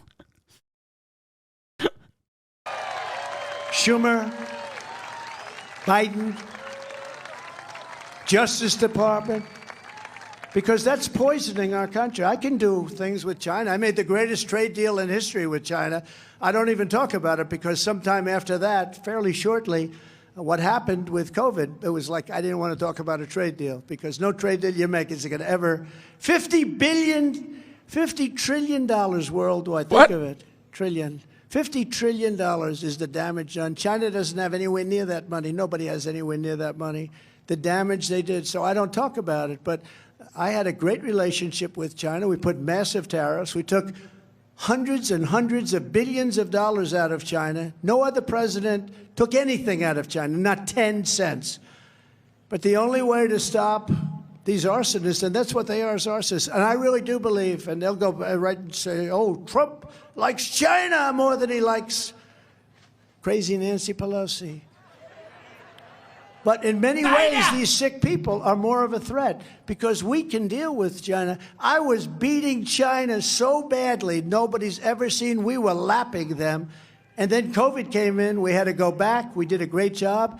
And when we unfortunately had to give up what we were doing, very sad day for everybody in this audience and for, frankly, most of the country. I'm just getting progressively more insane throughout this rally. Higher than it was just days before COVID was something that nobody ever saw, came into our country. So we really rebuilt it twice.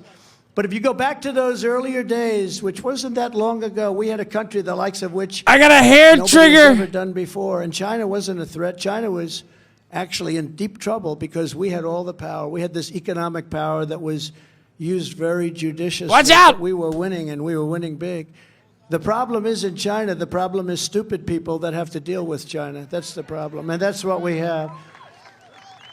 And I watched Joe Biden yesterday in the halls of Parliament, Canadian Parliament, this beautiful Parliament, and there's Trudeau with his beautiful wife, and they're sitting there laughing and laughing. They think it's so great because they pulled the wool over his eyes. The deals they made for that guy, I would never have made those deals. I would never. But I watched Joe Biden say, I'd like to thank China. And he's in Canada. And then he goes, oh, because they start screaming at him. The entire room starts laughing. I'd like to thank China. But he's in Canadian Parliament. He said, I mean Canada. The whole place was laughing. They're laughing at our country. We don't want anyone to laugh. Nobody They're laughing at our country, folks. Nobody was laughing at our country when I was president. Totally. The only way That's like one of the funniest funniest. is to rebuke. One of my favorite Republican tropes is like whenever a libtard is president, everyone laughs at America because the libtards are weak, right? But like literally universally, everyone was laughing at Donald Trump. So like that argument is stupid anyway, but like every single fucking country was laughing at us when he was the president. Like literally. 17 times I never stayed over. And I wasn't aware too much of that particular society. It's a DC society. And I had to rely on a lot of people. Some were rhinos, but they gave me advice. And we had unbelievable people. We rebuilt our military. We got the tax cuts. We got so much. We did so much. But we had some I wouldn't have used. I would have liked to have had more powerful, stronger attorney generals. There were some people that I wouldn't have put. But here's the beauty of being there. I was there 4 years. I know the good ones. I know the strong ones. I know the loyal ones. I know the ones that love our country. When you go there and you weren't, number one, a politician, and number two, you were literally never in Washington, you have to a certain extent, rely on other people. And I take advice from, in a couple of cases, Dan. And I got great advice, including your son. That was good advice. Who? His son was a great Crenshaw? U.S. attorney, one of the best. No. But, you know, we get good advice, but you also get some advice. Who's right Dan? now, I know the good ones, and we know the bad ones, and we know the weak ones, and we know the strong ones. But we know the ones that love our country, because it's all about common sense and love. Never forget the very same people who are always after me Oh, are the Dan ones Patrick. throwing open your borders to millions and millions of illegal aliens. Nobody suffers more than this state. I watched on television the other day people having homes that are just being invaded. And the real number, in my opinion, you know, they like to say 4 million people, 3 million people, maybe every once in a while you hear 4.5. In my opinion, by the end of this year, it'll be 15 million people will have come into this country, not 4 million or 5 million, 15 million, which is bigger than New York State. But they're flooding your towns with deadly drugs, selling your jobs to China, mutilating your children. They're mutilating your children. Who would have thought? What? 12 years ago, a thing like that to say. Is he would be saying that like immigrants are doing trans surgeries or something? What the fuck? about setting fire to your life savings, releasing violent criminals to prey on innocent people. We have so many people pouring in, and so many of these people are not the people you want coming into our country. Justice will only be done when we have thrown this repulsive political class the hell out of office. We have to get them out. In 2016, I declared, I am your voice. And now I say to you again tonight, I am your warrior. I am your justice. And I took a lot of heat for this one, but I only mean it in the proper way. For those who have been wronged and betrayed, of which there are many people out there that have been wronged and betrayed, I am your retribution. We will take care of it. We will take care of it. You could take the 5 worst presidents in American history and put them all together, and they would not have done the damage that Joe Biden has done to our nation in just 2.5 short years. What they've done to our nation, just think of it, what they've done to our nation. The stakes of this election could not be more clear. Either we surrender to the demonic forces abolishing and demolishing and happily doing so our country, or we defeat them in a landslide on November 5th, 2024.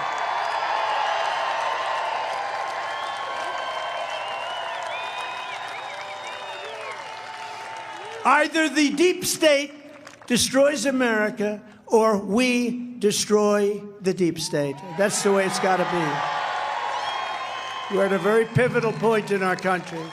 Either we descend into a lawless abyss of open borders, rampant killings, super hyperinflation, which is what we have right now and not coming down, and festering corruption, or we evict Joe Biden and the Democrats from the White House and we make America great again. We are thrilled to be joined Super by great duper friends of inflation, mine and folks. Texas patriots who support us, many of whom are here Omega tonight. We've gotten so inflation. many endorsements, it's incredible, but many of them are here, and I want to start with the head of our campaign, along with your great Attorney General. But he's been a friend of mine for a long time, and he called up Trump right is the after best the election. U.S. He has said, right "We gotta now, to do be it again, honest. sir. We have no Totally, brother. choice." Hell So I yeah. wanna- Yeah, you're so right, brother. You're so right. What pride, am I right? Great job, Dan. He's a great man. He loves this state and he loves this country. There's literally never been a single fucking Republican president that hasn't added to the deficit and contributed to the inflation. It's just like, if you think that that is the real reason, it's got to be bingo bait, right? It's got to be bingo bait. There's no fucking shot. That's a bingo? Fuck you guys, man. This bingo shit is like... But he gave me a cognitive test. You know, Ronnie Jackson in the White House. You know, they said, this guy is brilliant. He's going to destroy our country. He's taking it over lock. Okay, that We was should be about doing 2 weeks. we should be doing predictions, honestly, about fucking like what Trump will say next Oh, he's in the dumb as next a 30 rock, in the dumb next as a 30 rock. seconds or Then whatever. they say something else. He's in the middle. They had about 19 different narratives. I said to Ronnie Jackson, is there a test I could take to prove how smart I am? Never mind. You guys have yelled at the mods Well, too sir, much we every have the single time that so-and-so they've done it, so cognitive we're not test. doing it. That's given by Walter Reed. I said, well, is it tough? He said, actually, after the first few questions, it gets pretty tough. The problem is if you do badly, I don't know if we'll be able to shield it because, you know, it's sort of a public place. Other doctors see it. Other doctors are there when the test is given. I said, should I do it or not? And I did it. And you know what? I aced it, got them all right, every single person. Some of them are tough. And you know, it was after that that nobody called me stupid anymore. It was very good. Because I never liked that narrative. I don't like the word stupid, but other people are very stupid. Another guy who's fantastic, Troy Nels. This guy is a warrior. He is a warrior. He's tough as hell. And somebody I wish I had a future like this guy. You heard him speak before. I heard him from that very nice airplane that's behind us. I said, you know, I never knew you were that great a speaker. I've heard the word Wesley Hunt. He's a great speaker. Thank you. Thank you, Wesley. And by the way, these are all people that have endorsed me. Because if they didn't endorse me, I say don't even come. I have a few said, sir, I love you. We're going to He didn't even ask them to come. He said don't come, which is bullshit, by the way. Me. Thank you, Michael. Where's Michael? He's around here someplace. Pete Sessions, whose wife Karen Oh, yeah, is here. this Where's is so Karen? funny. Karen. Great. Okay, this part is like irrelevant. Here, I'll show you guys this quickly. I'm mixed. I will no longer acknowledge the black half of me. We don't invent. We don't create. We don't build. All we do is destroy. We're ungrateful clowns, and the entire world knows it. I'm fucking done, says this lady, Uzuna. And apparently...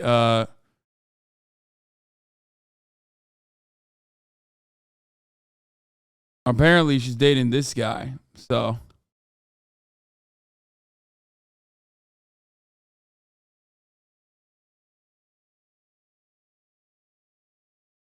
anyway, let's continue. But he's a very brave man. He went with Steve Scalise and some others in that horror show on the baseball field in Washington, and he's fully recovered, but he was hurt. I saw the Jonathan Majors announcement. We'll get to it later. A movie, I'd probably pick him as my lead politician. Roger Williams, who's a great guy. Thank you, Roger. You're looking good, Kolga Roger. Bolga! Golga Bolga, folks. Don't we love it, folks? 100 gifted subs at the top of the hour, allowing 100 Patriots to no longer see the ads. At the top of the hour, there's a 3-minute ad break, folks. 100 big ones. Now, of course, not everybody gets lucky. You can make your own luck by subscribing for $5 or for free. Here's the 3-minute ad break now. Erratic Saw, thank you for the 5 gifted. You know, when I was running in 2016, the first time I ever saw this guy had this big cowboy hat on, and I said, man, I wish I could get away with that, but I can't. You know, New York, it wouldn't work as well. At the time, New York. And because of taxes and other things, because they're doing not a good job, we moved to Weird Florida. Panorama, thank you for the 10 gifted. It's, you know, really a big difference. I have seen Trump with a cowboy hat. But, you know, we have... Sid Miller was on television, and I don't know if you remember this. They were asking him a question on CNN Fake News, and they said, "No, we love it, folks. We understand the president is down in the polls. He's losing to crooked Hillary Clinton." And the first time I ever saw this guy, and he had that beautiful Texas accent, I do love, actually. I'd like to have it. But unlike some of the politicians, I don't do it while I'm with you. You have to take me as you... But Sid said, I don't know what polls you're looking at, but let me give you a little statement. Donald Trump is not losing Texas. He's not down in the polls. He's going to win in a landslide. And that's exactly what happened. And we won it twice in a landslide. We won it twice. And a fantastic person who's got a great future also is Congresswoman Mayra Flores. So thank you very much. Thank you. Great. She ran a great race. But they're for me and I'm for them. And we're also joined by some people from out of state, people that are very quiet. You don't know too much about them. They keep a low profile, like Matt Gaetz. I don't know what he's running for, but I'm with him. I have no idea because he's a smart cookie. He is a smart, tough guy, and we love him. We love him. Just got married to somebody that's actually far superior to him, right? Do we agree? He has a great wife. Marjorie Taylor Greene. Marjorie Taylor Greene.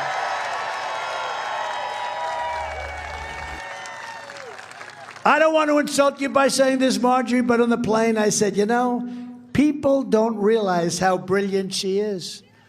She just said, she's a badass. Now, these are two smart, great people. McLennan County GOP Chair Brad. We love our Zoomers, folks. Brad. Don't we love them? Great, Brad. Thank you very much. I'll throw on Subway Surfers A for friend of you. mine, Andy Beal. Andy Beal, Beal Bank. He is the smartest banker. He makes money if the market goes up, if the market goes down. He goes against it, for it. I've never seen him met. He's a great poker player, too, by the way. But Andy Beal is here someplace in the audience. He's one of the greatest businessmen in our country. He's one of the greatest bankers I've ever seen. So, the Beal Bank. Contest winners, Gene and Lonnie Bernth. Where are you? You won the contest. That's good. Congratulations. That's good. A man who, every time I introduce him, you know, because I'm not looking, you know, to get him to sell pillows and things, but, you know, every time I introduce him, he gets the biggest applause. Mike Lindell. See what I mean? He does. Let me tell you, he's a brave guy. The FBI hit him, too, and they took your phones and stuff, right? Which to Mike is like taking his business, he tells me. But they just walked in, they took his phones for no reason. For no reason. He's had nothing to do with anything bad. And a man who's been a fan, and I watched him playing the guitar for a little while on the plane. Ted Nugent. Ted. Thank you, Ted. Great job. That was a great job, Ted. A lot of fans. Together over 4 incredible years, we achieved more than virtually any administration in history. Every promise I made to you as a candidate, I fulfilled as your president. Promises made. Excuse me, did it first? I mean, I've been doing this. Ostonox did it first. Let's be real. And I did. Everybody said it would be impossible to end NAFTA. Ostonox is the one who did it first on my videos. USMCA, that's Mexico, Canada. And let me just tell you, they want to renegotiate. But it doesn't even matter. The deal. And I have great respect, by the way, for the head of Canada. He's a great gentleman. He's a great gentleman. And I memed about it before Ostonox ever made it, saying that I should put some sand kinetics videos on my shit. They came in. If they come in legally, we like it. But it also, we had drugs that were literally 1/10 of what they are now. The drugs are pouring in. People talk about... Not that it matters. The people that are pouring in, but the drugs that are pouring into our country, killing everybody, killing so many people. That's another lie, Dan, because they keep talking about 100,000 people, 75,000 people. I've been hearing that number for 15 years. It's hundreds and hundreds of thousands of people, probably 500,000 people, and nobody wants to say it. There's no army that could ever do damage to us like that's doing. I promised to appoint true conservative justices to the United States Supreme Court, and I did. I promised to move the embassy to Jerusalem, and I got it built. Not only did I do that, I got it built for a fraction of the cost and a fraction of the time. It was supposed to cost $2 billion. I got it built for $500,000. Does that sound good? We took an existing building and I renovated it. And we got it built, and it's actually beautiful. All Jerusalem stone, very expensive stone, but in Jerusalem it didn't cost that much. I promised to rebuild our military, withdraw from the ridiculous Iran nuclear deal. Can you believe There's a clip of you doing it, but with a different video like 1 or 2 years ago? Find it and send it to me. Locations. When I was president, they didn't attack us at all. They attacked us in 78 different locations. Oh, that one is good. I promised to kill the unfair and ridiculous Paris Climate Accord, where the United States was going to pay trillions of dollars, and China, Russia, India weren't paying anything. And I achieved a Kolga Bolga with another 100 gifted subs. Soon to be energy dominant. Don't we love it, folks? He's crazy. For Texas, we would have had, you know, we have more liquid gold under our feet than any nation in the world. Does anyone know that? Nobody knows that. And I got Anwar approved in Alaska, and one of the first moves the Biden administration did. Ronald Reagan couldn't get it done. Nobody could get it done. Of course, Bush couldn't get it done. I don't know if he tried. But everybody tried to get it done. I got it done. We were all set. We were going to take out more. We could have paid off debt. We would have made a fortune. As big as Saudi Arabia, probably, Anwar. And the first thing they did, first week, is they ended the Anwar deal that I made. And Alaska was getting all set to go to town. Nuclear. But I made these promises and more, and I kept every single one of those promises and many, many more than that. Now we're laying out a bold, fast forward-looking vision for what we will do when we take the oath of office as the 47th President of the United States.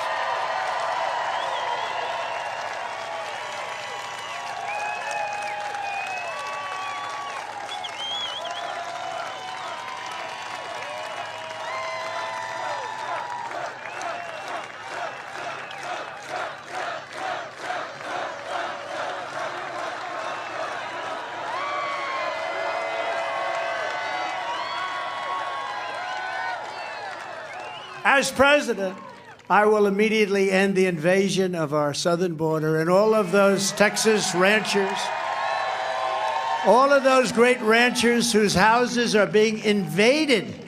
They never had anything like this. I saw somebody three days ago said, 2 years ago, the border was totally secure. We had no problem. You wouldn't see anything. And today it's a disaster. People knocking on our door and they want to knock the hell out of us. I built hundreds of miles of wall and completed that task totally as promised. And then I began to add even more wall in areas where it was needed. And I could have done it all in 3 more weeks, but Biden decided not to do Just it. And that's 3 when I said, more well, he weeks doesn't want is to do all it, I but he needed, actually wants to have folks. open borders. That's when I first saw it, Dan. Under my leadership, we will seal it up and we will expand the wall even further. Walls do work. Remember, I used to say walls and wheels. They can come up with all the computers and everything they want. The 2 things that are going to work for a long time are walls and wheels. Other countries are emptying out their prisons, insane asylums, and mental institutions and sending their most heinous criminals to the United States. And who can blame them, right? Who can blame them? These are very smart people, the presidents and the heads of these countries. Presidents, prime ministers, and dictators. I know them all. But they're very smart, very streetwise, and they're sending their criminals to Kolga Boga with another 100 States. gifts. We're What is talking about happening? Mental institutions. What and the fuck is prisons, going think of on? it. And they're all coming in.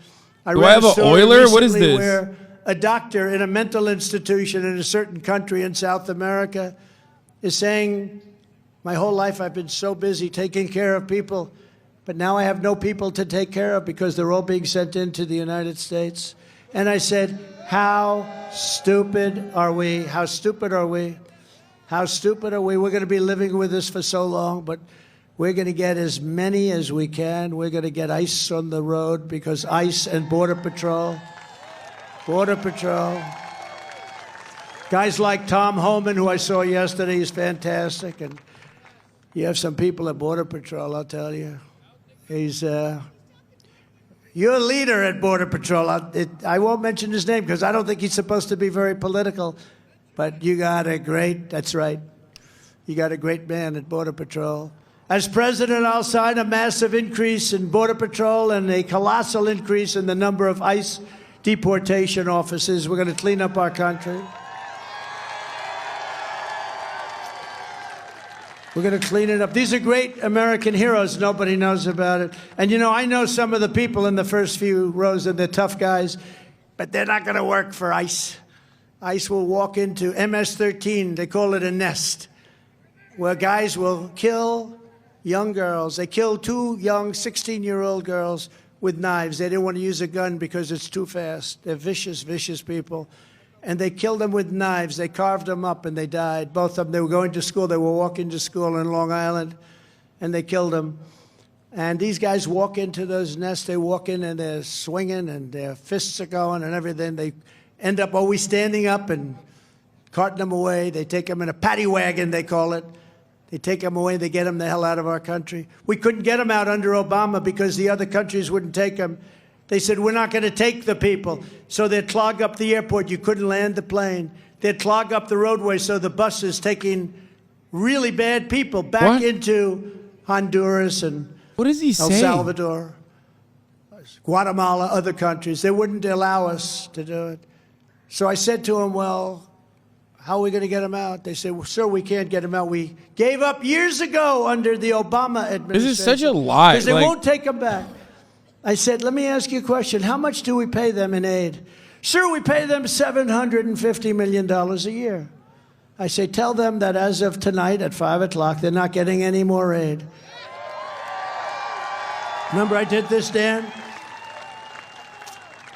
And the following morning at 8 o'clock, I get 3 calls almost simultaneously, separate but simultaneously. The crowd knows that? And No, they said don't. They think essentially it's the real. same Everything thing. Trump says Sir, is real. we understand there's some difficulty with getting people back into our nation. We would be honored to take MS-13 with tattoos all over their face. We would be honored.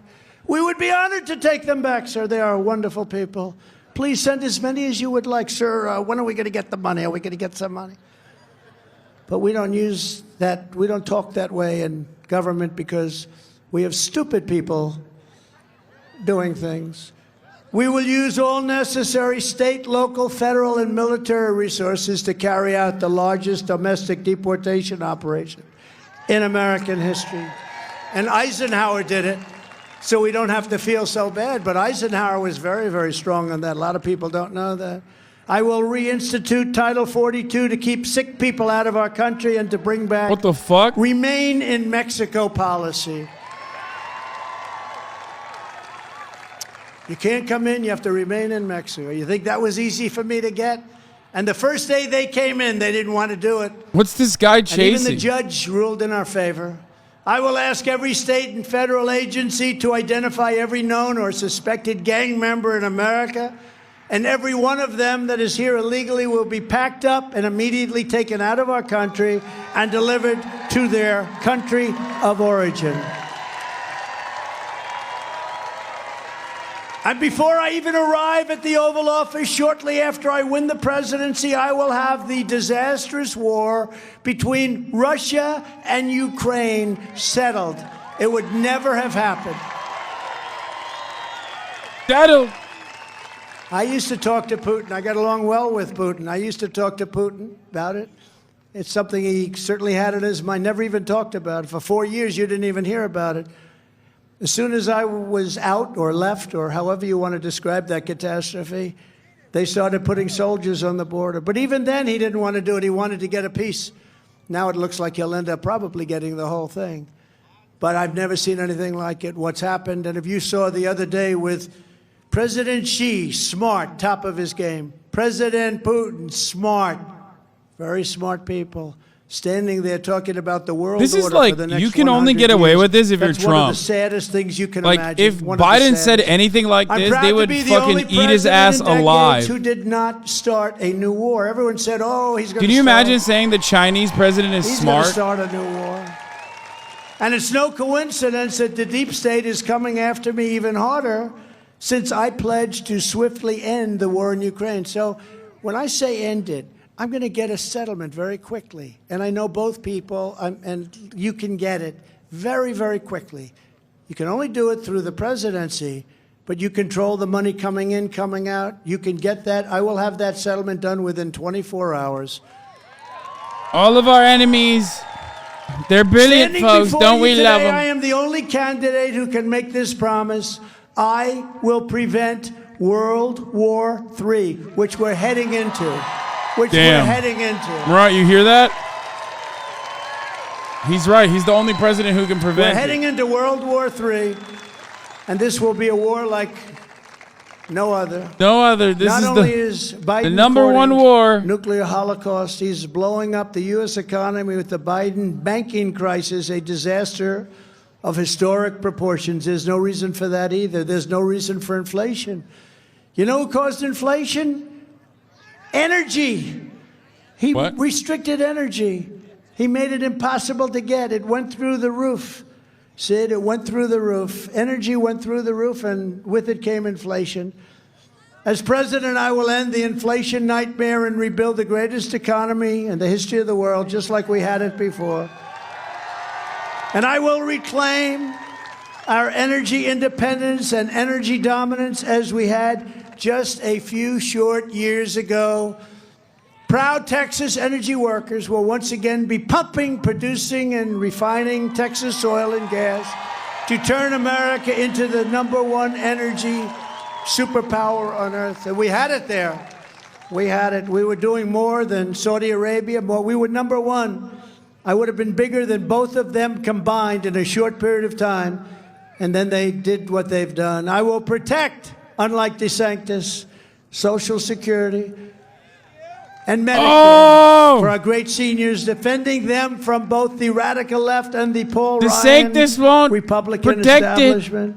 I will revoke China's most favored nation status. I will implement He said a 4-year plan DeSantis. to phase out all DeSantis. Chinese imports of essential goods Is that and a new- gain total independence Is that a new meta? from China, which we don't have right now. And I will hold the Chinese Communist Party accountable for unleashing the China virus upon the world. So many people are dead. DeSantis. I will immediately sign a new executive order to cut federal funding for any school pushing critical race theory, transgender insanity, and other racial, sexual, or political content on our children. I will fight for parents' rights, including universal school choice and the direct election of school principals by the parents. If any principal is not getting the job done, the parents should be able to vote to fire and select someone else who will get the job done. No democracy anywhere in We America will except defeat for the when cult of freaks gender want to. ideology to reassert Except that for when God freaks wanna created fire two genders, principals. male and female. Thank you.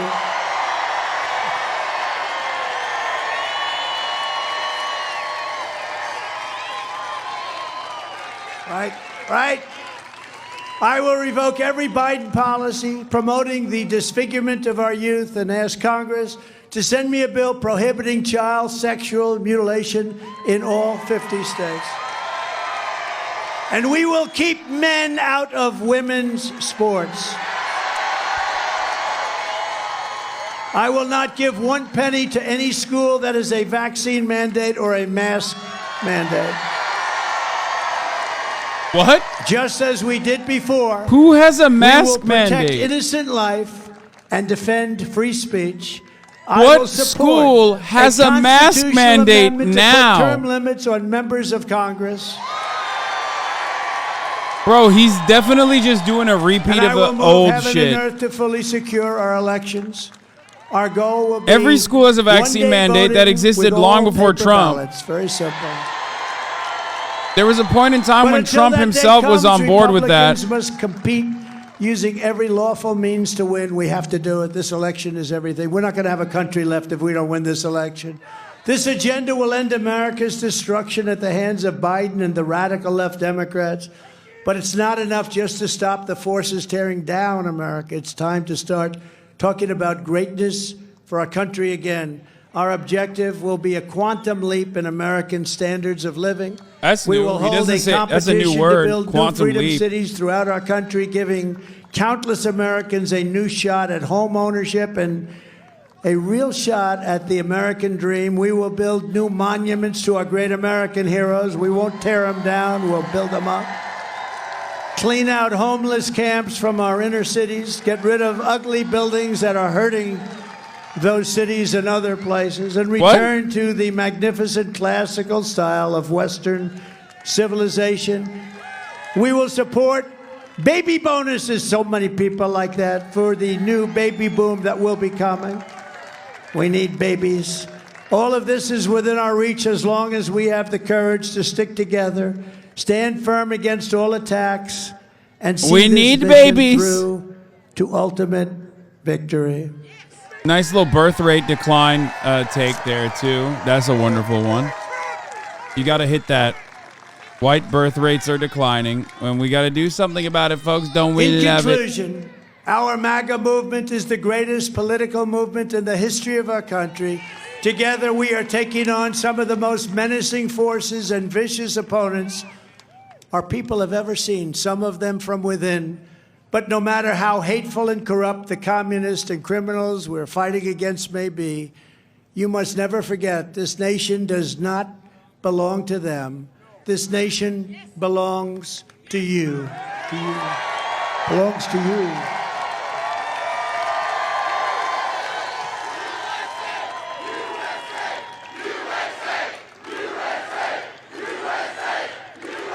I mean, ultimately, that is the main point, right? That this is your nation. This is your home. This is your heritage. And our American liberty is your God-given right. From Waco to El Paso, from Houston to Dallas, and from the Red River to the Rio Grande, the people of Texas live and breathe the fierce spirit of independence. You are great, great people. Great people. Pastor. Thank you, Robert. This is the state where William Travis, James Bowie, and Davy Crockett made their last stand at the Alamo. This is the state where a small band of patriots, the Battle of Gonzales, you know all about the Battle of Gonzales, armed with a single cannon, stared down a foreign enemy and declared, "Come and take it." They said, "Come and take it."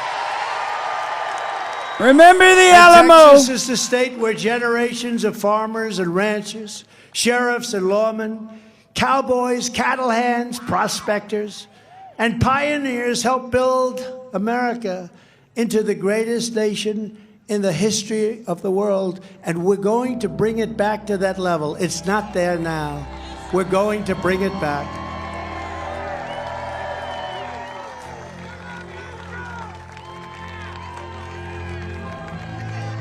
Oh, this is a new thing that he does. He plays like some sad music.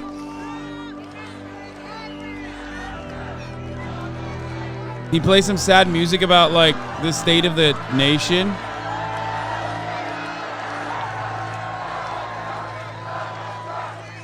But now we are a nation in decline. I love this. I love this part. This is my favorite part. We are a failing nation. We are a nation that has the highest inflation. He spits. In 50 years, where banks are collapsing and interest rates are far too high. Likewise, we are a nation where energy costs have reached the highest in our history.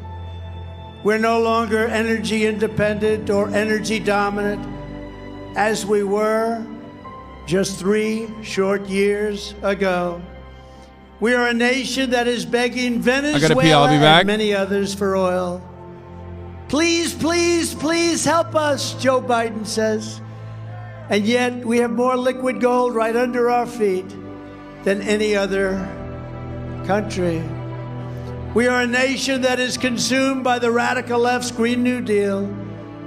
Yet everyone knows that the Green New Deal will lead to our destruction.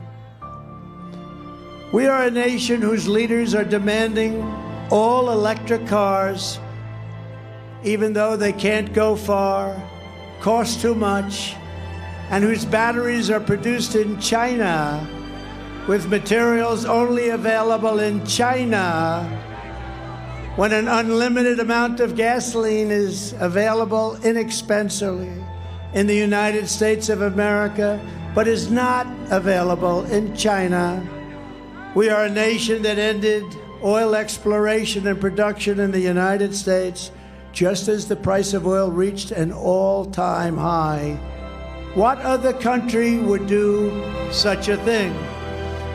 We are a nation that surrendered in Afghanistan, leaving behind dead soldiers, American citizens, and $85 billion worth of the finest military equipment anywhere in the world. We are a nation that allowed Russia to devastate a country, Ukraine, killing hundreds of thousands of people, and it will only get worse.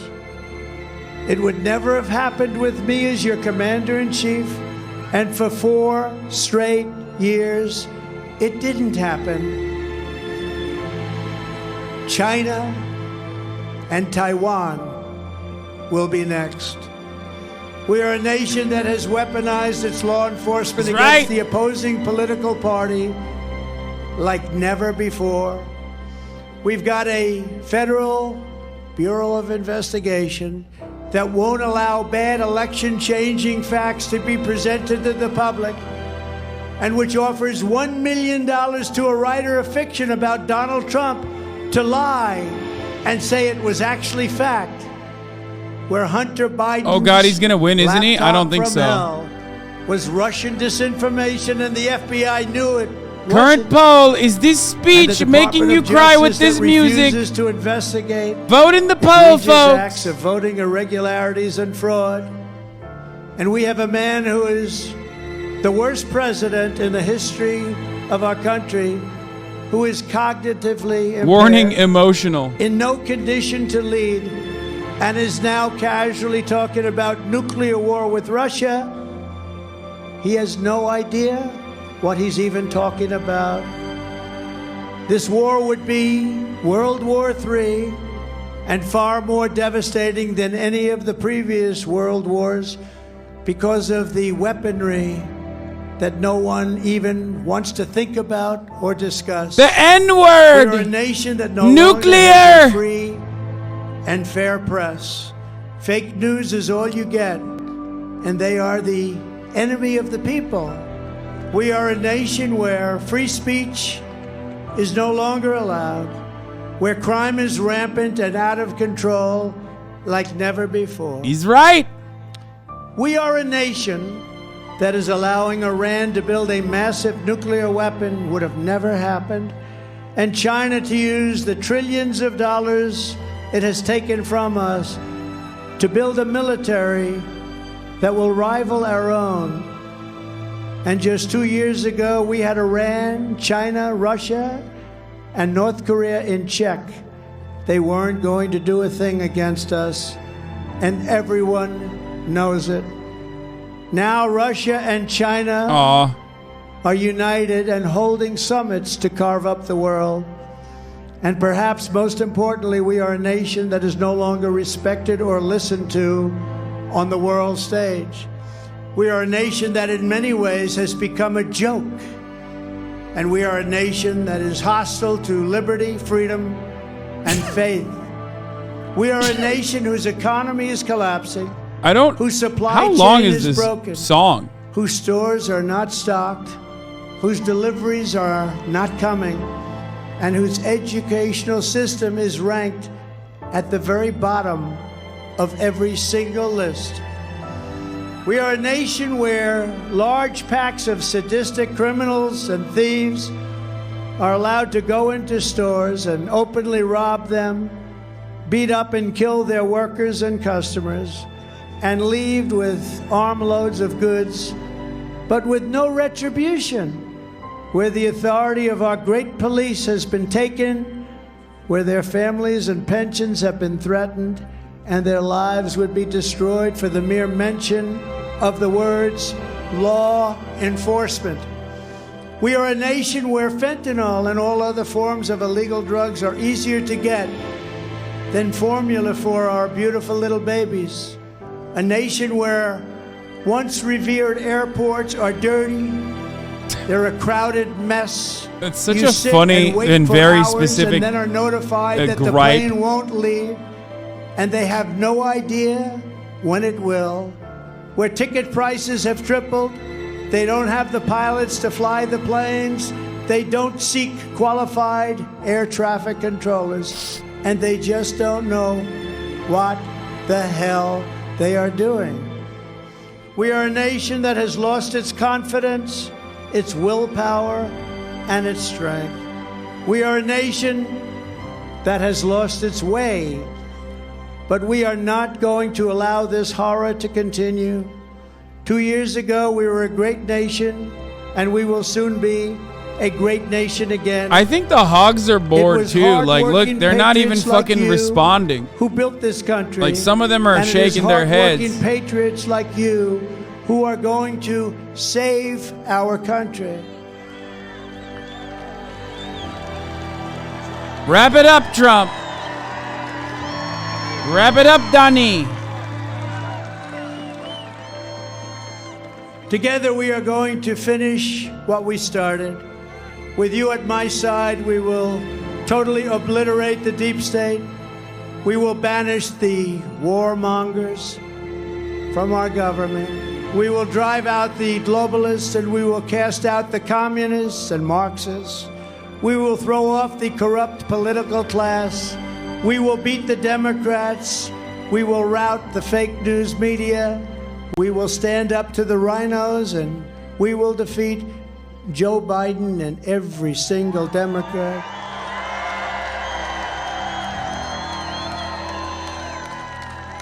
We will liberate America from these villains and tyrants who are looking to destroy our country. No matter what they throw at us, no matter what they do to us, we will not bend, we will not break, we will not yield. We will never give in, we will never give up, we will never ever back down.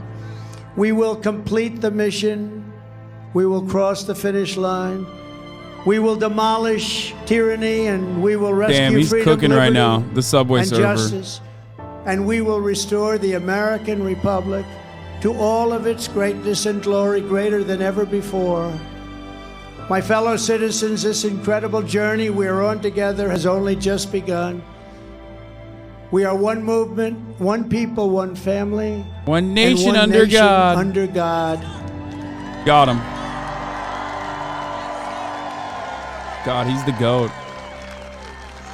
With your help, your prayers, your vote, and your unwavering love for this country, we will make America powerful again. We will make America wealthy again.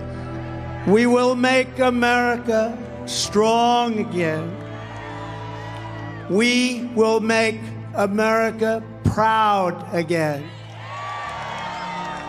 We will make America safe again. And we will make America great again. Thank you, Texas. My GOAT. Thank My you. GOAT. My GOAT.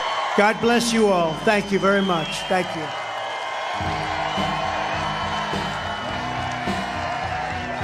Ba-da-ba-bum, ba-da-bum.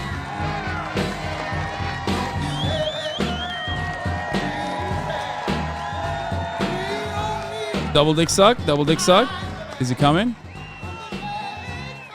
I love, yep, pointing to people individually. You.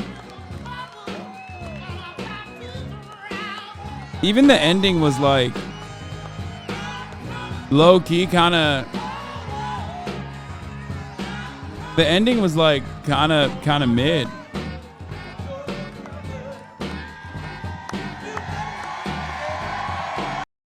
It felt kind of flat. Only 51K watching. Viewership dropped off during the process, which is kind of funny. Field correspondent here, expecting the truck convoy to pass downtown tonight. Gonna be loud as shit. Hell yeah, brother.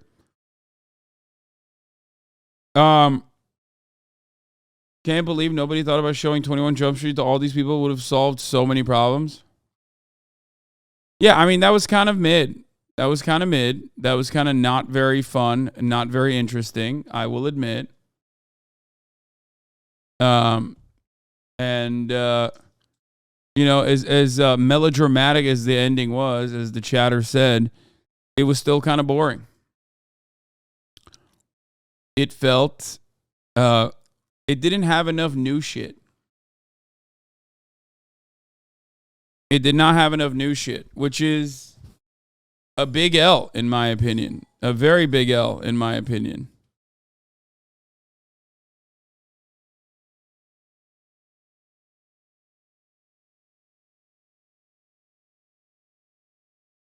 Okay, dude, look at my YouTube shorts. Look at my YouTube shorts recommended. Full auto machine gun recoil. Will Neff is my Valentine. How dudes be when they get a Glock. Garand thumb was a big deal, guys.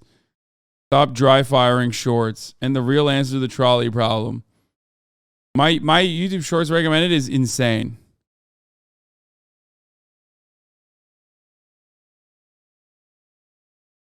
Is that your lights or is your hair gel flaking? What do you mean? I don't have hair gel.